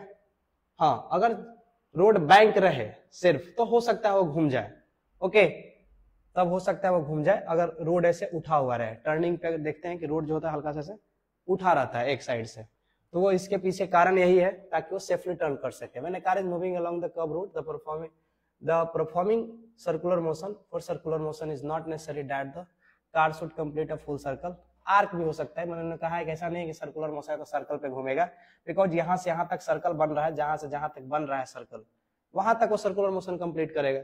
We know that centripetal force is necessary for the circular motion, और जिसके वजह से अगर सेंट्रीपिटल फोर्स प्रेजेंट नहीं रहेगा तो कार जो है उस पाथ पे ट्रेवल नहीं कर पाएगा, इसीलिए वहां पे सेंट्रीपिटल फोर्स चाहिए, और वो सेंट्रीपिटल फोर्स उसको घुमा पाएगा, है कि नहीं। जो हमने बात बताई वही चीज एक्सप्लेन किया जा रहा है। अब वो कहां से मिलेगा? वो सेंट्रीपिटल फोर्स जो मिलेगा टायर से मिलेगा, है ना, टायर से मिलेगा, क्योंकि टायर में क्या है, रोड के साथ कॉन्टैक्ट है तो फ्रिक्शन फोर्स लग रहा है, तो सेंट्रीपिटल फोर्स जो है वो कहां से मिलेगा? फ्रिक्शन फोर्स से मिलेगा। तो डायरेक्ट जो सेंट्रीपिटल फोर्स है, this is equal to what? Friction force. तो सेंट्रीपिटल फोर्स जो होता है वो mv²/r है, क्योंकि v वेलोसिटी से कार चल रहा है और r रेडियस है, और mu into mg is the friction force. तो यहां से m कटा, तो हम कह सकते हैं v² is equal to mu into rg। तो v की जो वैल्यू होनी चाहिए म्यू rg होनी चाहिए। म्यू क्या है? Mu is what? म्यू है सतह का friction coefficient, r is the radius, g is acceleration due to gravity. If r is constant, mu is constant, then this right side is constant. This is what? Constant. तो यदि गाड़ी को अगर इस रफ्तार से आप चलाओगे तब तक तो कोई दिक्कत नहीं है, सेफ टर्न कर जाएगा। अच्छा, अगर इससे आप कम भी रखोगे, एक मिनट रूट छूट गया है, हाँ ओके, तो अगर मैं इससे कम भी रखूं, v की वैल्यू जो है लेस देन या इक्वल टू अगर मैं रखूं तभी क्या बुराई है, कोई दिक्कत नहीं है। अगर हम धीरे भी पार करेंगे तो घूम जाएगा, अगर इतना मैक्सिमम तक हम पार करेंगे तो भी घूम जाएगा मैक्सिमम पे। लेकिन यदि मैं इससे ज्यादा बढ़ा दूं तो फिर फ्रिक्शन फोर्स उतना प्रोवाइड नहीं हो पाएगा जिसके वजह से ये ऑब्जेक्ट वहां, जिसके वजह से ये गाड़ी जो है वहां पे टिका रहे, फिर स्किड कर जाएगा। तो फॉर सेफ टर्निंग, ठीक है, सेफ टर्न लेने के लिए गाड़ी को रूट अंदर म्यू आर जी से वहां पे रोटेट करना चाहिए और इससे कम रोटेट करना चाहिए, इससे ज्यादा एक्सीड नहीं करना चाहिए। तो ये वैल्यू तो मैक्सिमम वैल्यू है जहां तक वो चलेगा, लेकिन उससे मिनिमम भी रहेगा तो कोई बुराई नहीं है, ठीक है। अब अगर हम बात कर रहे हो स्पीड करने के लिए, if the speed of the car is increases, जैसे ही कार की स्पीड आप बढ़ाते हो इस स्पीड से जो दिया हुआ है, then car will thrown off मतलब स्किड कर जाएगा। मैंने अभी कहा कि यदि v की वैल्यू ग्रेटर देन रूट अंदर म्यू आर जी हो जाए, इस चूंकि म्यू आर जी कांस्टेंट है, म्यू कांस्टेंट है, आर कांस्टेंट है, जी कांस्टेंट है, तो दिस वैल्यू इज कांस्टेंट, तो सभी रोड का रेडियस के अकॉर्डिंग अलग अलग अपना इस वैल्यू फिक्स है। लेकिन गाड़ी की रफ्तार तुम्हारे हाथों में है ना, पैडल में है, दबा दिए कस के तो एक्सेलरेट कर जाएगा। तो ये अगर बढ़ा इस वेलोसिटी से तो भाई साहब गाड़ी वहां से हो जाएगी स्किड, फिर मुड़ नहीं पाएगा ठीक से, वो फेंका जाएगा, साइड में हो जाएगा। If the car has to move at the higher speed the friction force would be the increased, car बढ़ना चाहिए, but this cause wear and tear of tyres, और इसकी वजह से टायर्स भी फटेंगे, टायर्स भी खराब होंगे। The frictional force is not reliable as it can be decrease on wet roads, so we can not rely on frictional force to provide the centripetal force for friction इस motion. ठीक है, कह रहा है कि जब रोड पे पानी रहता है, रोड पे कुछ और चीजें रहती है, तो सिर्फ हम फ्रिक्शन फोर्स पे डिपेंड नहीं रहते, इस सेंट्रीपिटल फोर्स के लिए हम एक और काम करते हैं, और वो काम क्या कर देते हैं, बैंकिंग ऑफ रोड वाला कर देते हैं। ठीक है, वहां पे हम क्या करते हैं कि रोड को हल्का सा उठा के बनाते हैं, जिससे क्या होता है कि ऐसे, यहां देखें ध्यान से, रोड के हल्का सा ऐसे उठा के बनाते हैं, ताकि यहां पे क्या होता है कि फ्रिक्शन फोर्स तो सपोर्ट करेगा ही करेगा, साथ ही साथ ये जो नॉर्मल है ना, ये नॉर्मल है जिसके रोड जो टेढ़ा हुआ है, नॉर्मल का भी एक कंपोनेंट जो है इधर आकर के हमें सपोर्ट कर दे, और इसका हमें क्या मिल जाए, फायदा मिल जाए, है ना, इसका हमें फायदा मिल जाए। तो नॉर्मल का भी एक कंपोनेंट इस साइड आ जाता है, और ये दोनों हमको हेल्प करते हैं। फ्रिक्शन फोर्स तो हेल्प करेगा ही, फ्रिक्शन फोर्स तो हेल्प करेगा ही रोटेट करने में, सेंट्रीपिटल फोर्स प्रोवाइड करने में, साथ ही साथ कौन हमको हेल्प कर देगा, नॉर्मल कर देगा। इसीलिए हम लोग बैंक कर देते हैं रोड को, तिरछा कर देते हैं रोड को, खास करके जहां पे हाई स्पीड में गाड़ियां गुजरती है, और वहां पे रोड जो होता है हाईवे वगैरह पे बिल्कुल एकदम स्लोप बनाया जाता है, ताकि गाड़ियों को चलने में उसको सेंट्रीपिटल फोर्स प्रोवाइड हो पाए और गाड़ी वहां से स्किड ना करे, इधर उधर ना जाए। The process of raising the outer edge of the road over the inner edge through a certain angle is known as banking of road. Banking of road किसको कहते हैं कि भाई साहब रोड का बाहर से ज्यादा, है ना, ऊंचाई तक उठा देना अंदर के तुलना में, ठीक है, एजेस को रेज कर देना, that is called banking of road. और बैंकिंग ऑफ रोड का बहुत बड़ा फायदा है, ठीक है, बैंकिंग ऑफ रोड का बहुत बड़ा फायदा है। अब हम आगे अगर बात कर रहे हो, थोड़ा बैंक रोड पे इस कॉन्सेप्ट को लगा रहे हैं, देख लीजिए ये बैंक्ड रोड है। तो अगर बैंक्ड रोड है, मान लीजिए सिर्फ और सिर्फ बैंक्ड रोड है, यहाँ फ्रिक्शन नहीं है, दो केस हम ले रहे हैं कि बैंक रोड कर दिए हैं लेकिन फ्रिक्शन अभी यहाँ पे हम नहीं मान रहे हैं। तो अगर फ्रिक्शन नहीं मान रहे हैं तो गाड़ी पे क्या लग रहा है, रिएक्शन लग रहा है, किसके द्वारा, रोड के द्वारा। तो रोड रिएक्शन 90 डिग्री पे लगा रहा है। अगर ये थीटा एंगल से रोड को उठा दिया गया है तो रिएक्शन भी इस ग्रेविटी के साथ, mg के साथ यहाँ पे थीटा एंगल बना रहा है। इसका r का दो कंपोनेंट हो गया, एक r cos थीटा, दूसरा क्या हो गया, r sin थीटा हो गया। r sin थीटा ही सेंट्रीपिटल प्रोवाइड कर देगा, बिकॉज यहाँ फ्रिक्शन नहीं है, तो ये r sin थीटा इसको घुमाने का काम करेगा। तो यहाँ पे जो r sin थीटा होगा, this r sin theta is equal to centripetal force, और ये सेंट्रीपिटल फोर्स कहाँ से आएगा, this centrifugal force is, R is the reaction, mv square by R, यहां से आएगा, ठीक है। This reaction force is mv square by R, और यहां से हम लोग क्या निकाल सकते हैं, यहां से, अच्छा दूसरा क्या कर सकते हैं, आर कॉस थीटा को किसके बैलेंस कर सकते हैं, आर कॉस थीटा को कौन बैलेंस करेगा, mg, जो mg नीचे लग रहा है उसको कौन बैलेंस कर लेगा, आर कॉस थीटा, और यहां से क्या आया है, R sine theta, R sine theta is equal to mv square by R. अगर इसको हम डिवाइड कर दे तो यहां से क्या बन जाएगा, यहां से जो बन जाएगा, अगर सेकंड को अगर फर्स्ट में डिवाइड कर दे तो टेन थीटा बन जाएगा, tan theta is equal to क्या हो जाएगा, m से m कटेगा, है ना, m से m कटेगा तो v square by r G हो जाएगा, तो v स्क्वायर बराबर आर जी टेन थीटा, तो v बराबर रूट अंदर आर जी टेन थीटा। तो अगर आपको, है ना, अगर आपको क्या करना है, सिर्फ बैंक रोड है, तो बैंक रोड पे अगर गाड़ी चलानी है सेफली तो उसकी रफ्तार होनी चाहिए रूट अंदर आर जी टेन थीटा। अगर रूट अंदर आर जी टेन थीटा नहीं है तो वो गाड़ी वहां पे सेफली टर्न आउट नहीं करेगा, ठीक है, तो सेफली टर्न आउट नहीं करेगा, इसीलिए ये रफ्तार होनी चाहिए v is equal to root अंदर आर जी टेन थीटा, ठीक, दिस इज द रूट अंदर आर जी टेन थीटा। ये कब है, जब हम गाड़ी को क्या कर रहे हैं, सिर्फ बैंकिंग ऑफ रोड है, फ्रिक्शन नहीं है। अब अगर हम बात कर रहे हो, ये आ गया हमारा, नेक्स्ट अगर हम बात कर रहे हो कि जहां फ्रिक्शन भी हो, ठीक है, जहां क्या हो, फ्रिक्शन भी हो, साथ ही साथ नॉर्मल रिएक्शन भी लग रहा हो, ये वाला कंडीशन हो, है ना, ये गाड़ी जो है बेंड मुड़ रही है लेकिन वहां पे रोड में क्या हो, फ्रिक्शन भी हो, ये दोनों हो। अगर फ्रिक्शन भी है साथ ही साथ बैंकिंग भी है तो बैंकिंग की वजह से क्या आएगा, नॉर्मल रिएक्शन आएगा, और फ्रिक्शन है तो फ्रिक्शन लगेगा यहाँ पे। अब यहाँ पे दो केसेस चलती है जनरली, एक ये केस चलता है कि मान लीजिए कि गाड़ी का रफ्तार उतना है, ठीक है, कि गाड़ी अपवर्ड स्लिप करने के टेंडेंसी में है। अगर अपवर्ड स्लिप करने के टेंडेंसी में है तो उस समय फ्रिक्शन फोर्स डाउनवर्ड लग रहा होगा, लेकिन गाड़ी जो है उस वेलोसिटी से मिनिमम पे है।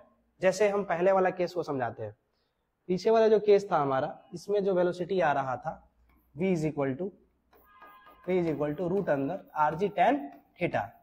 अब यदि मैं गाड़ी को v बराबर आर जी टेन थीटा से चलाऊं तब तो गाड़ी सेफली टर्न आउट करेगा, लेकिन मेरा अगर गाड़ी का रफ्तार v लेस देन रूट अंदर आर जी टेन थीटा हो जाए, गाड़ी का रफ्तार v ग्रेटर देन रूट अंदर आर जी टेन थीटा हो जाए, इसमें क्या होगा, तो जैसे ही रफ्तार आर जी टेन थीटा से ज्यादा होगा गाड़ी अपवर्ड की तरफ मूव करना शुरू कर देगा, स्किड करेगा, ऐसे मूव नहीं बोलेंगे, स्किड करेगा, गाड़ी जा तो ऐसे ही रही है बट ऐसे ससरता हुआ जाएगा ऐसे, ठीक है।